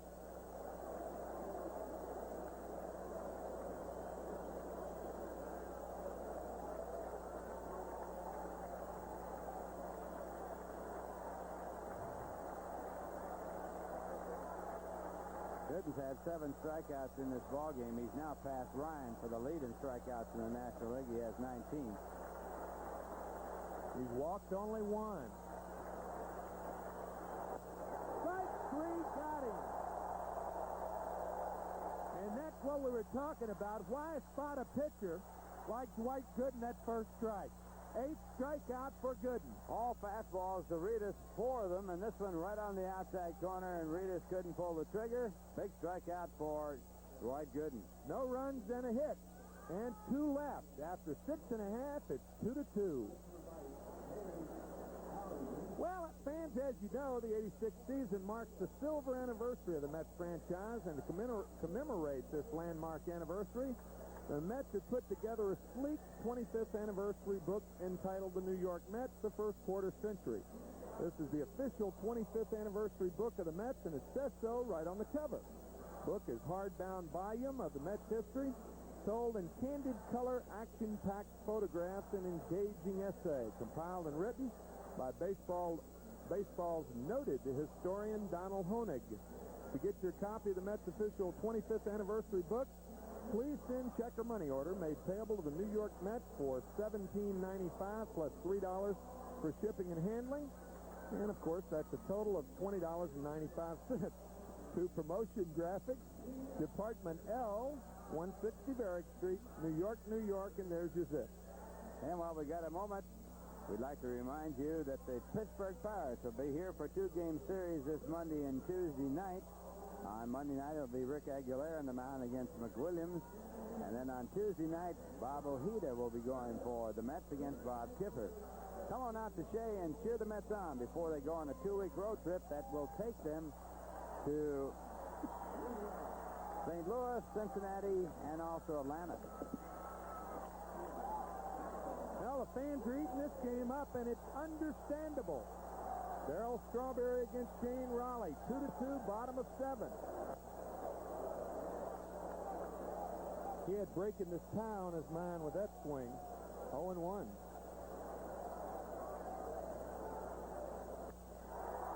Ball hit well down the right field line, but foul.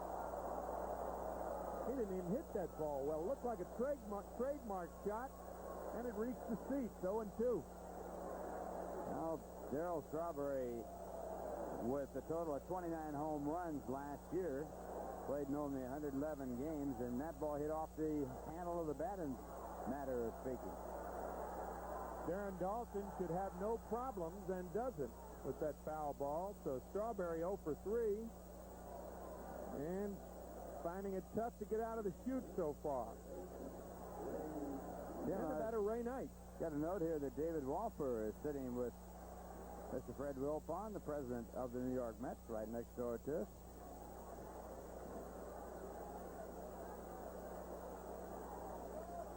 All right, Fred's box right next to our booth here. Is Ray Knight in there? He's 1 for 2 and has really been swinging the bat well. 0-1.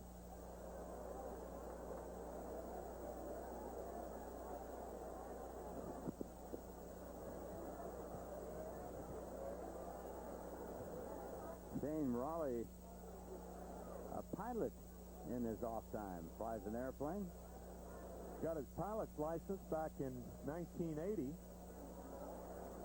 And he flew high last Sunday against the Mets as he beat them 4-2, 1-1 tonight. It's a very strong game here. That's an endearing hobby for a guy with a long-term contract, right? Owners just love to give pilots long-term contracts to fly commercial planes or private planes, 1 and 2. You think of Kenny Hubbs of the Cubs, who was killed in a private plane crash. Hubbs, an outstanding ball player, second baseman for the Cubs. I'd rather have him in the air than on the ground, though, riding motorcycles and things like that. Oh, yeah. Motocross. That is, matter of fact, Mike Heath of the Cardinals is a motocross spectator. Gladden actually rides motorcycles. That's right. Mickey Lolich used to ride a motorcycle to the ballpark. Owners love that, too. 2-2 to Ray Knight. Of course, Bob Feller flew airplanes all through his career as a ball player. In fact, I flew with him a couple of times.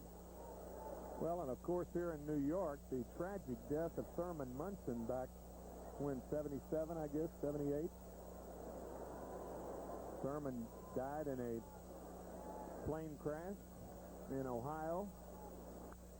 Base hit right field, and Knight continues to be hot. Sizzling. 2 for 3 on the afternoon. He's got a pair of home runs, 5 RBIs.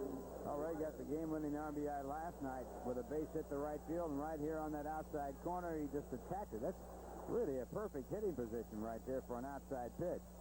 Stays right on the ball, drives it right into right field.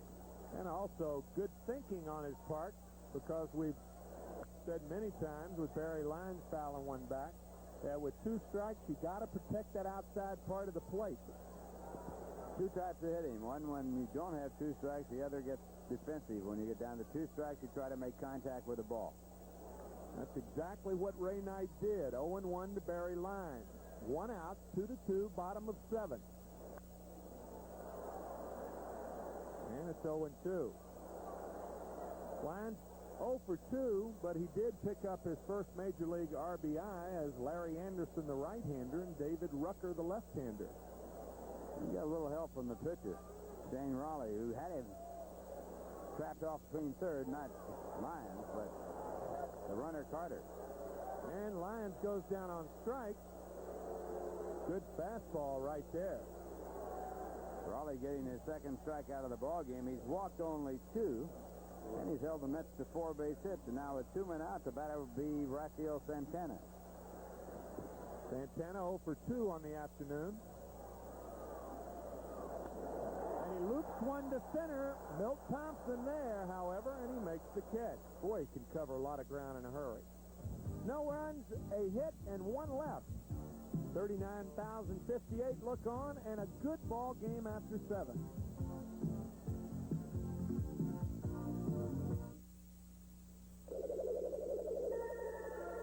The concept, the Budweiser International Race of Champions. The challenge, 12 of the world's best drivers, from kart, NASCAR, and endurance road racing. Cars, 12 identically prepared Camaros Z28. Competition, 4 races, 4 tracks, 1 win. Get ready for the ultimate championship. The Budweiser International Race of Champions.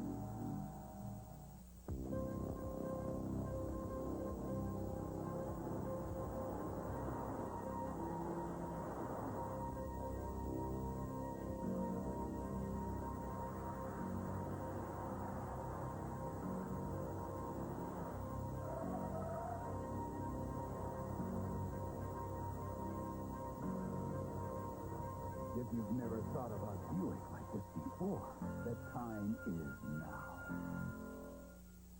How expensive is your free checking? You're looking at checking that's really free. That's right. Here at Apple Bank, there are no check charges and no monthly fees. Nothing. Plus, you get 5.25% interest on any balance over $700. So come in and get the free checking that you and your money deserve. Apple Bank for Savings. We're good for you.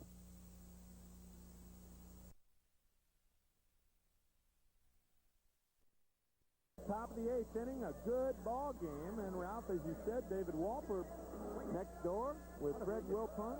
Get him to move the production of that great extravaganza that's going to be held in the Statue of Liberty to when we're in town. We're going to be out of town when that goes on. Yep, that will be, of course, July the 4th. And where will the Mets be?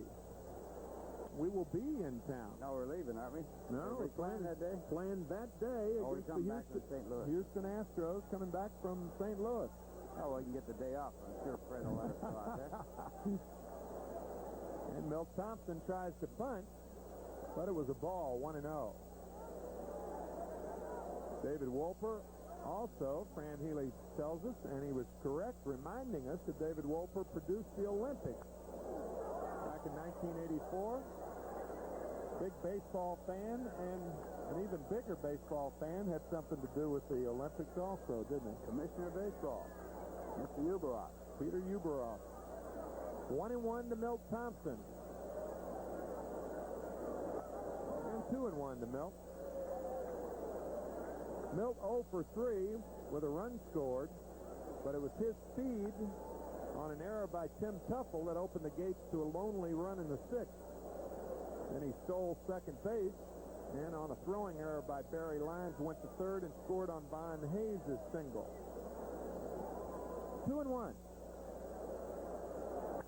Grounded up the middle, base hit for Milt Thompson.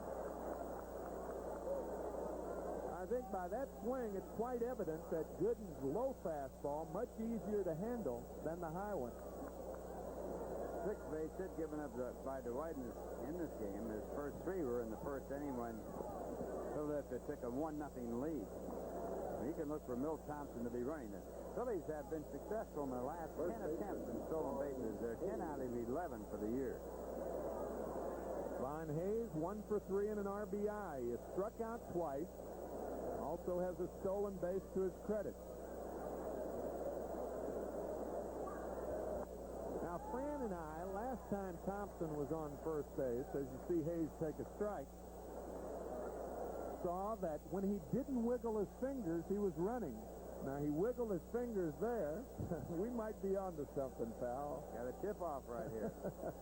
That's been known to happen. He's wiggling his fingers. And he's not running. And Hayes pops it up. It might be out of play. But Lyons will have room. And Thompson tagging up, and it's very unhappy Von Hayes back to the bench. 1 out.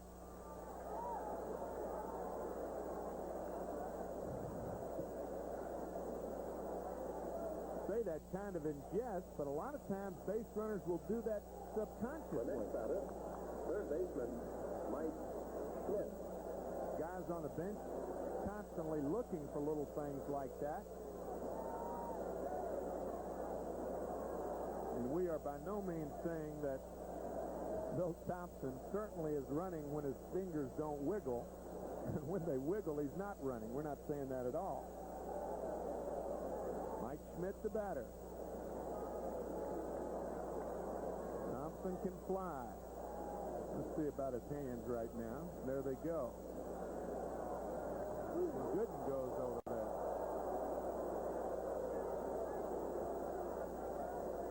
Phillies have had 2 stolen bases in this game. The pickoff try by Gooden is a good one. Really good throw there.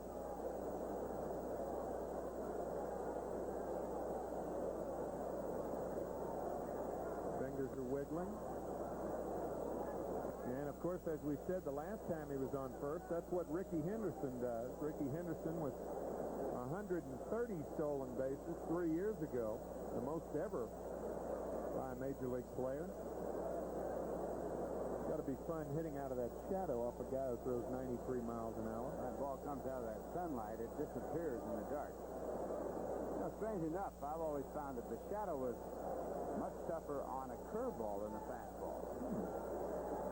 Well, Thompson not running and his fingers wiggling. Curveball moves through that bright to dark, and it's harder to follow than the fastball, which you pick up off the delivery, and it usually stays in about the same plane. Let's watch Thompson.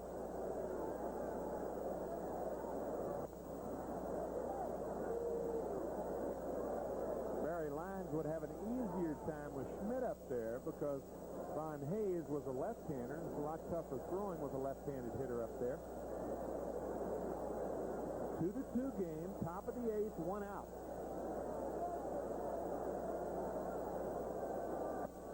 Wanted to get back to first, but it's 2-0 to Mike Schmidt. Good and effective with those throws over there to first base.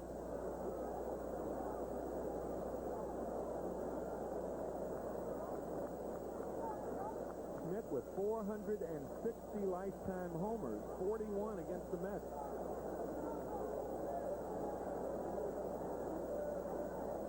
The hands are not wiggling, and Thompson's not running. Well said, Terry.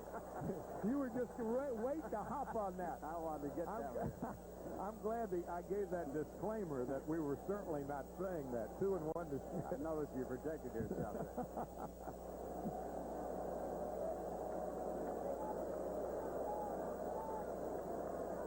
There's the line score of this ball game. A fantastic game. It really is. Popped up in the infield. Ray Knight in. And he makes the catch. 2 out. So after a leadoff single by Milt Thompson, Hayes and Schmidt pop up in foul territory, and the batter will be Glenn Wilson. And I think Thompson's waited long enough. What do you think, Ralph? He's going to be going. 2 men away. Wilson in this game has had an infield hit that drove in a run. That was back in the first inning. He also has grounded out and struck out.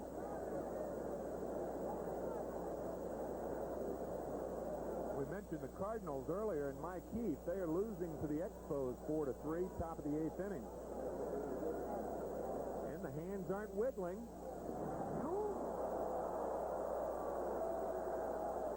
He's back to first. As a catcher, Tim, I might pitch out. I was going to say, why not pitch out? Yeah, I agree with you. And when you pitch out, come to the plate, don't go to first base. He's not running. Wilson fouls it back. So it's 0-1. Now's a good time to pitch out. You don't fall behind, of course, and Thompson, as we said, is getting very antsy at first base. They didn't get him to hit a home run.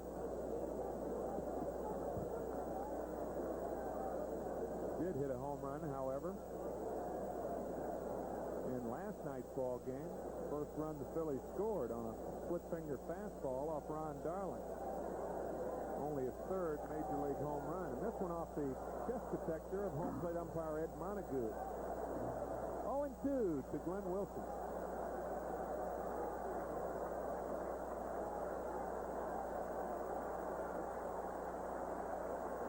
Gooden with 8 strikeouts, and the crowd wants another one here.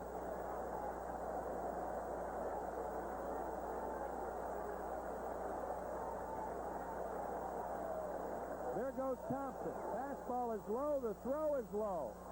Safe at second. Oh, an ideal time to call a pitch out with a 2-strike count. Yeah, it was. And the Mets don't call for it.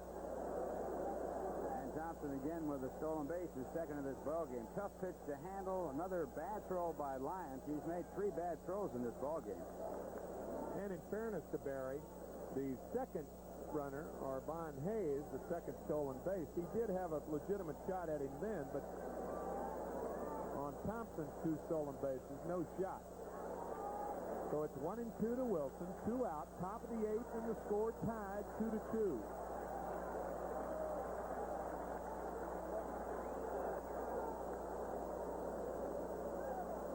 Twos all over the place. 2-2, 2 out, 2-2 game. Runner at second. 2 errors for the Mets and 2 guys in the booth. A whole bunch of Ks, 8 of them to be exact. 4 times 2. 2 walks in the game. And Wilson fouls it off. Over near those 2 cameramen down near the Philadelphia Phillies locker room. And that's too much.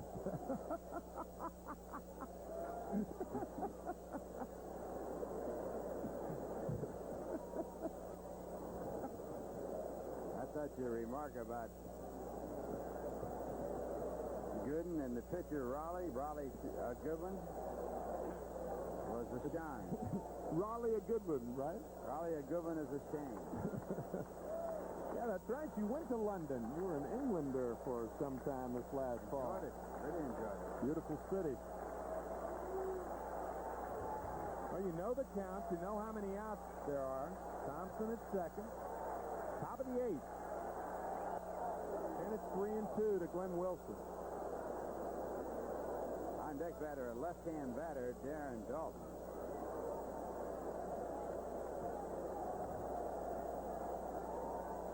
There's Dalton.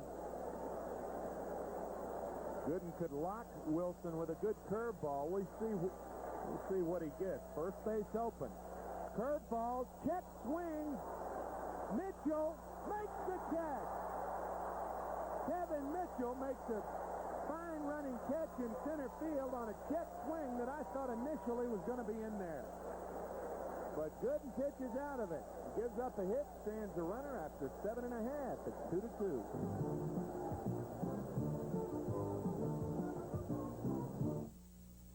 Welcome to another Gilson groundbreaking ceremony.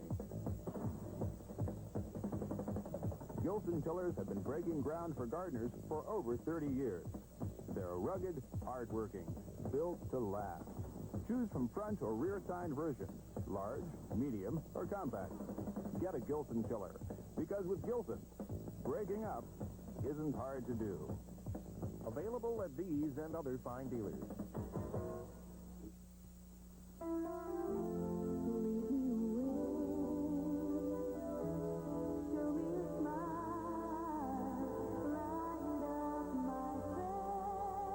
No one can show you the face of Europe like TWA, leading the way year after year.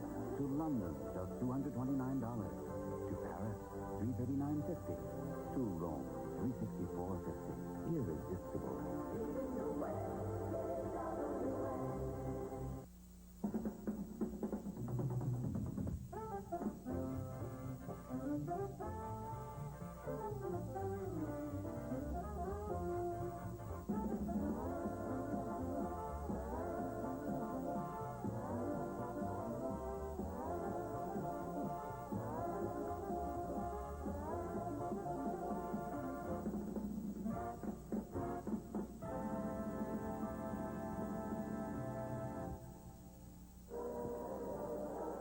Gooden will bat for himself here in the bottom of the 8th inning. And let's recap the scoring of this game.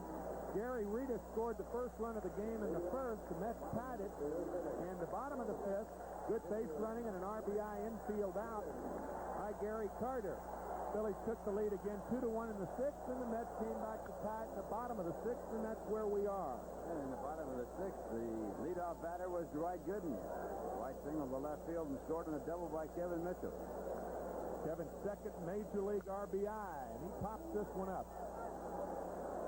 Steve Joe, one out.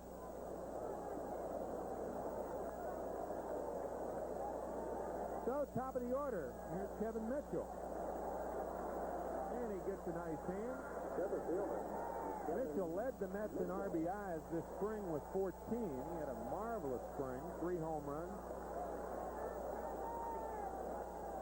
He is built like a bull. Built like a 747. That's his nickname. And it's 1-0 to Kevin Mitchell.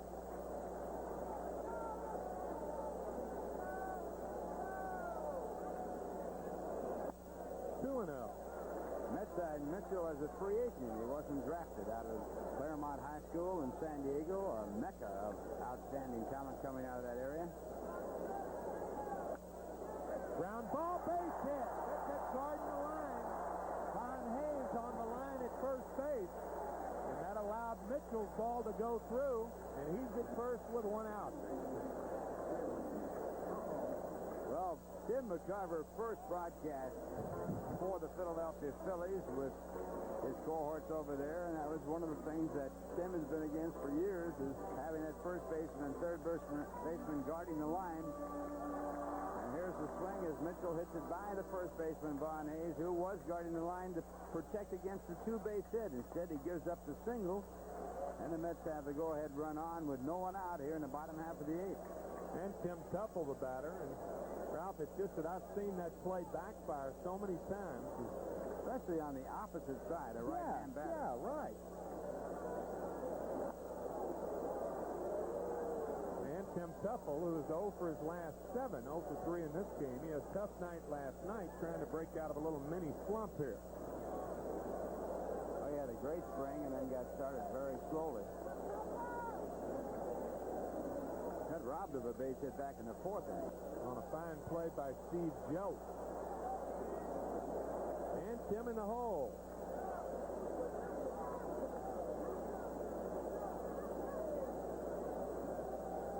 Shane Raleigh, 4-1 lifetime against the Phillies. Kevin Mitchell with average speed at best at first base. He had 3 stolen bases last year at Tidewater. Fly ball, right center. An easy play for Milt Thompson. And they're 2 out. At the plate, first baseman, Keith Hernandez.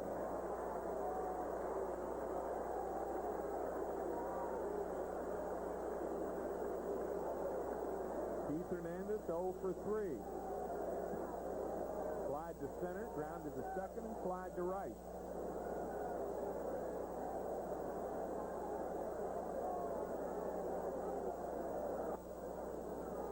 Tried the heater inside, 1-0.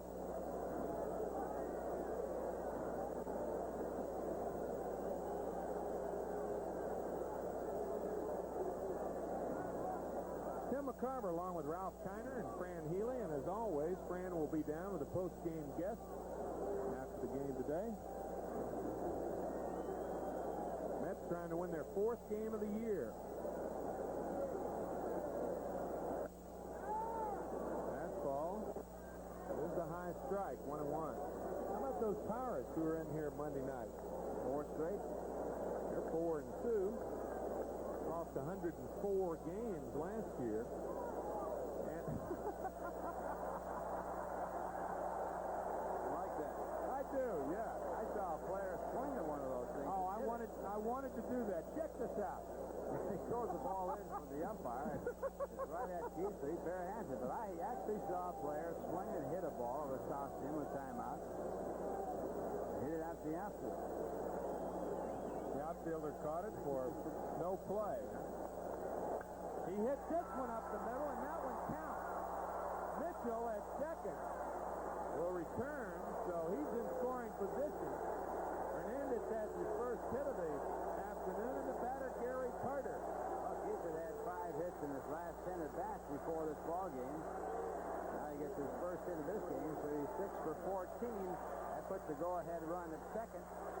And Keith, as he brought that back foot up to balance out that swing, comes up with a big base hit. I think Felske's going to make a move here, Ralph. Well, the right-hand batter coming up, Gary Carter. And Felske out to the mound. John Felske, the second-year manager of the Phillies, looks like he wants to make a move, and he just did. And you really can't blame him. That's the reason Bedrosian's on this club, right? He's got the hard-throwing Steve Bedrosian in the bullpen, and the bearded one comes in. He's been clocked at 95 miles an hour, came to the Philadelphia Phillies from Atlanta. And he will be in the ball game with Raleigh going out after 7 2/3 innings. So far charged with 2 runs on 6 hits. He struck out 2 and walked 1, and he had a perfect game going to the 5th inning. The Mets did not have a base runner through the first 4 innings. Gary Carter led off the 5th with a walk, and then the Mets got their first hit as Ray Knight singled to left field, and that set up the Mets' tying run of the ball game. So Bedrosian coming in the ball game. He has a record of 1 win and 1 loss, a very high ERA of 9. This will be his 4th ball game, all in relief. He's worked 4 innings. He's given up 6 hits while striking out 2. And a tough year last year for Steve. He was 7-15 in 37 games started. It's tough to make a short reliever, especially a 1-speed pitcher, and that's what Bedrosian is. He throws awfully hard. Good fastball, good slider. And he came to the Phillies along with Milt Thompson for Ozzie Virgil. Winner. Bedrock is his nickname. He's tough as a fast food steak. Comes from Maine.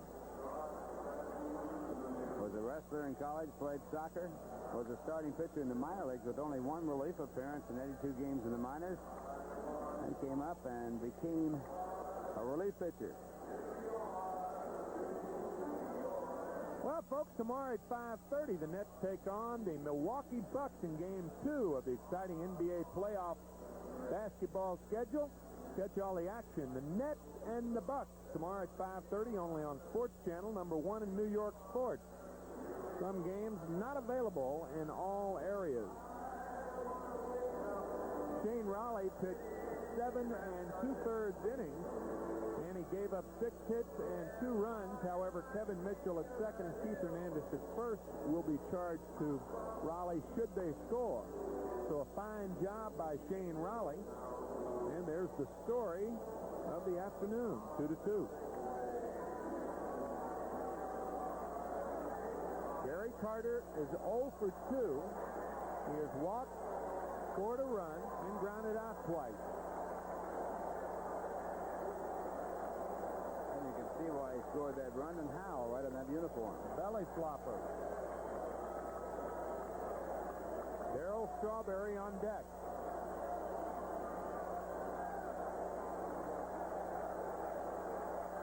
Mano a mano right here. 1-on-1. Fastball inside. 1-0.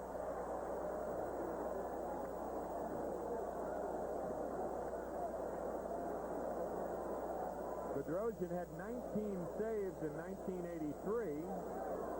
Darren Dalton out to talk to Steve.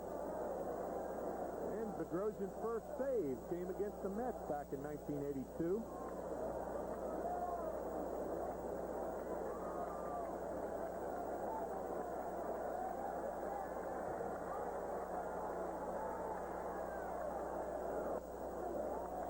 To Gary Carter.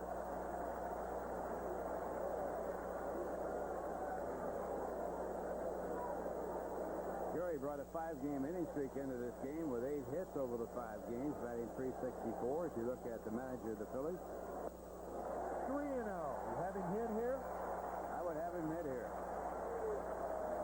Obviously, if the game is to score a run, you got your best RBI man off last year at the plate. Runners at first and second. Strawberry on deck. Hit away. And a fastball right on the corner. Carter was hitting. And a good pitch to take. That pitch you can't handle, and the veteran pitcher getting the strike here, and the veteran hitter letting him have the strike. You can't do anything with that pitch when you have the count that way. You want it right in your alley.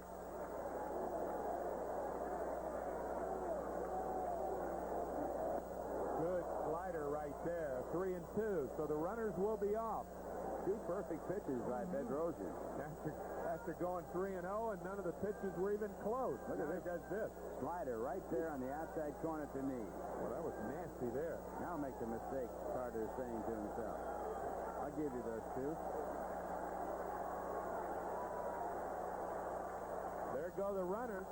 Line drive, base hit, right center field. Mitchell scores. Mets on top, 3-2. Carter went to school on that 3-1 slider, didn't he? Just like you do on my putting stroke. Well, a professional piece of hitting by Gary Carter puts the Mets up 3-2 in the bottom of the 8th inning. After 2 perfect pitches, Carter adjusted, went defensive, took the outside fastball to right field to drive in the go-ahead run. Strawberry takes the slider inside. Mets grab the lead for the first time in this game, 3-2. 2-0.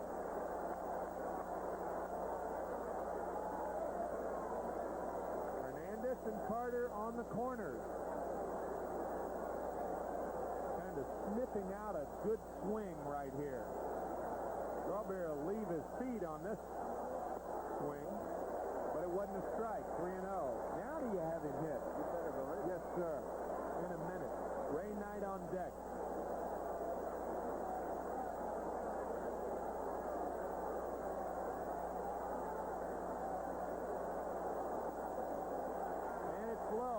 looked like Bedrosian really wanted to pitch to Strawberry. Ray Knight's going to be the batter.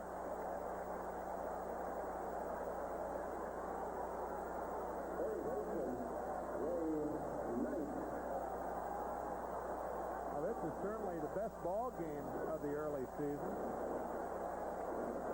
White Gooden needs 3 more outs, but the Mets want some more runs. Knight 2 for 3.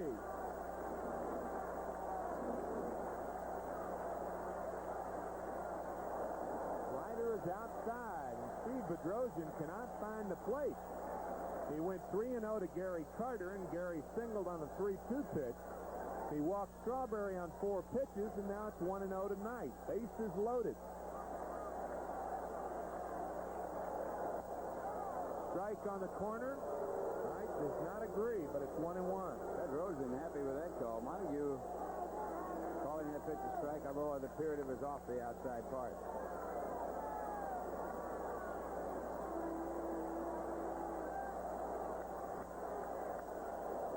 Slider way outside, 1-1. Or make that 2-1. We got a dandy on our hands here at Shea. Slider is outside, 3-1 to Ray Knight.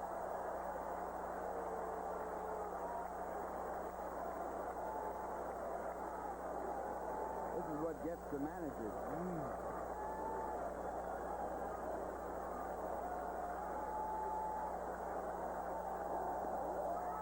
That's a strike, and that, I believe, was a genuine strike right there. 3-2 tonight. Now we'll see if Bedrosian works from the stretch or not.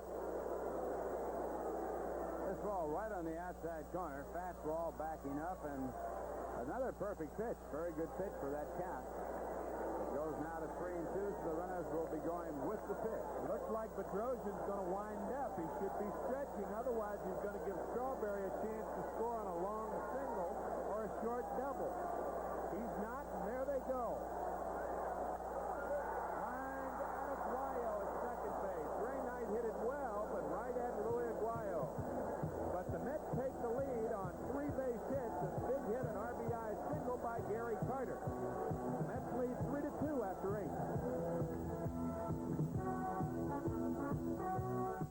Who's tearing loose to be #1 in small truck sales? Your Tri-State Toyota dealers, that's who. Who's going to break sales records with hundreds of extra trucks in stock now? Hundreds more on the way. For Tri-State Toyota dealers, that's who. With top 4x, 2x, extra cabs, turbos, 1-tons, a big selection. And they're clearing them out fast. So right now you can drive home a #1 truck deal at your Tri-State Toyota dealer. Who could ask for anything more? You hear those knocks?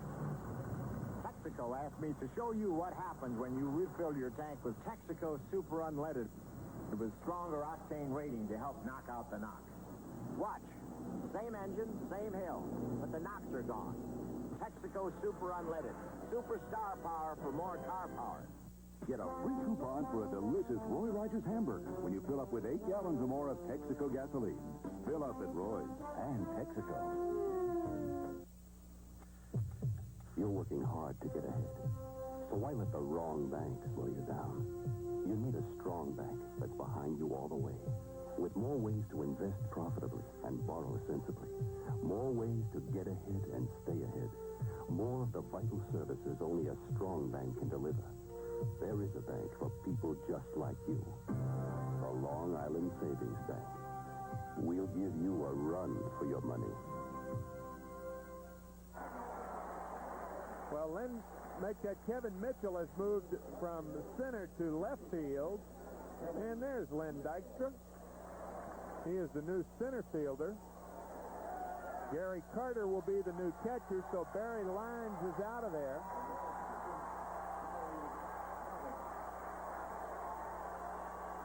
Carter behind the plate.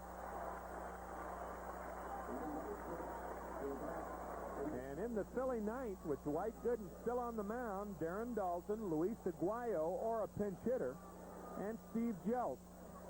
And then Steve Bedrosian. Shane Raleigh should the Mets hold the lead, stands to be the losing pitcher, but I'll tell you, he has worked himself into being a heck of a major league pitcher. 13-8 last year, and came over to the Phillies for Marty Bystrom in a good trade by the Phils. Very good trade. Bystrom going to the Yankees, not doing too well. Marty, I believe, he went also Keith Hughes, an infielder, but Marty Bystrom in the minor leagues now, pitching for Columbus, the AAA affiliate of the Yankees.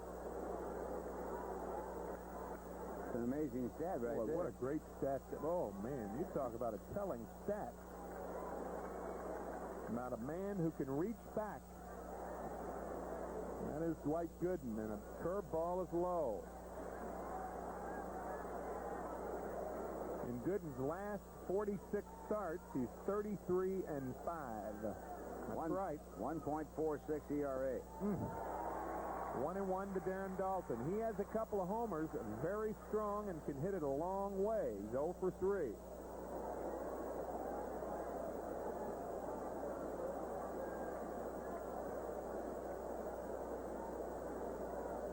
Grounded towards first. There's Hernandez. Notice he is not on the line. 1 out. And even against a pull hitter like Dalton. Right here, a good swing by Dalton. He just gets the top of the ball, though, and it's down to Keith, who makes the play by himself. In fairness to that theory, however, Keith Hernandez has such marvelous agility to his left and right. You don't really need to play him there. He's checking with Davey Johnson. And Greg Gross is going to be the pinch hitter for Luis Aguayo. And let's check out how the Mets defense plays in. This fellow does not ever, and seldom, if you want to make all kinds of qualifications, pull a ball. It's everything to left field. Had 5 home runs here 1 year with the Cubs, and that's it. And that's how the Mets are playing him. Way around like a left-handed pull hitter.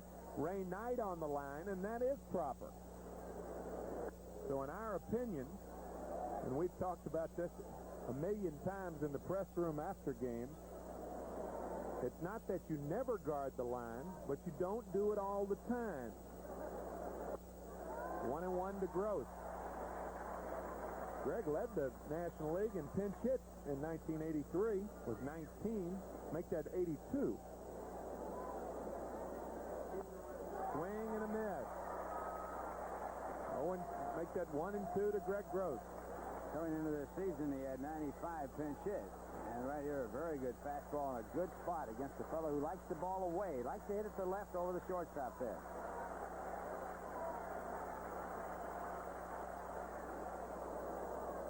Santana over in the hole, and he should be there. As Ralph said, Gross hits the ball the other way. 2 and 2. Tight, 3 and 2.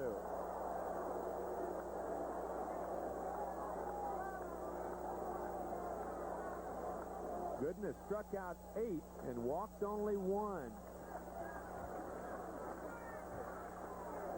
And he walked the second batter of the afternoon.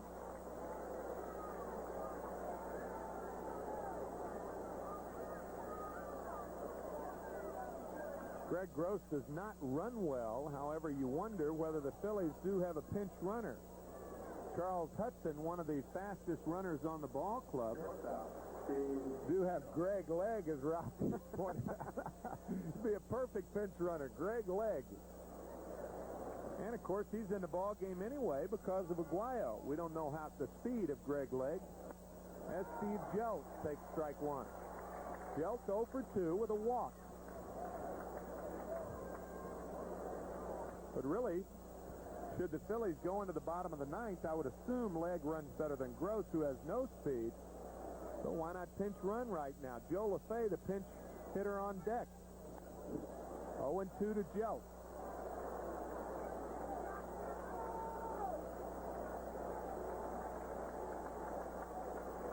There's Joe, former Yankee, former Padre, Joe LaFay.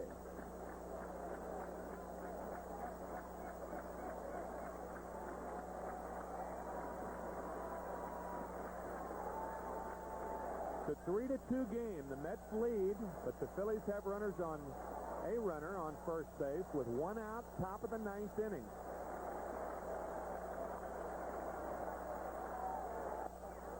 And it's 1-2 to Steve Jeltz.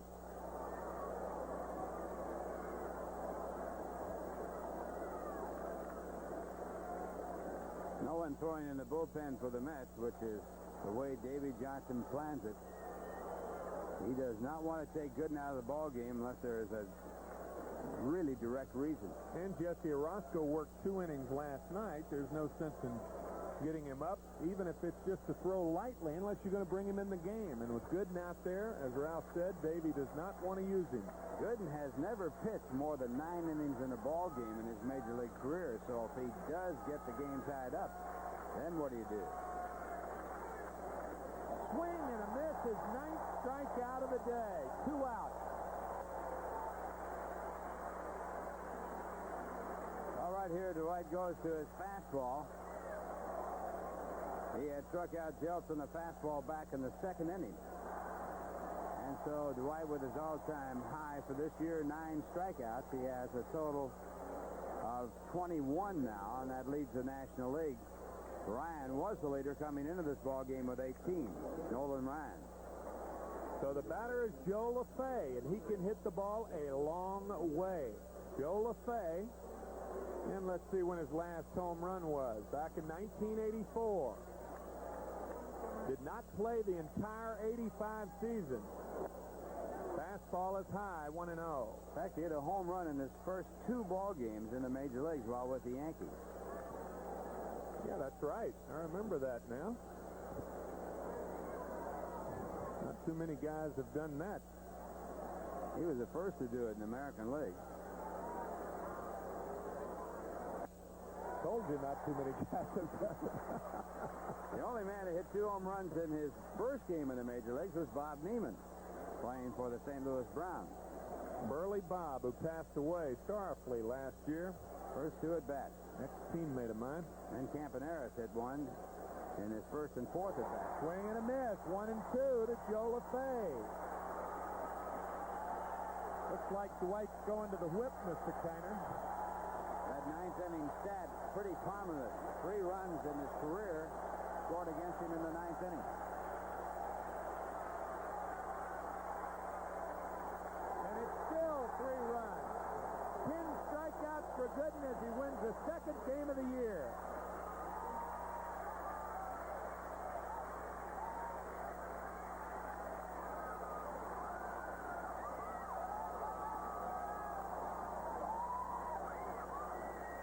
The line score on the game, 3-7, 2 errors for the Mets, 2-6-0 for the Phillies. The winning pitcher, Dwight Gooden, he's 2-0. And the loser, Shane Raleigh, he's 1-1. A marvelous ball game. Our 2nd broadcast here on Sports Channel, and it was a beauty. Ralph Kiner and I will be back with a wrap-up right after this.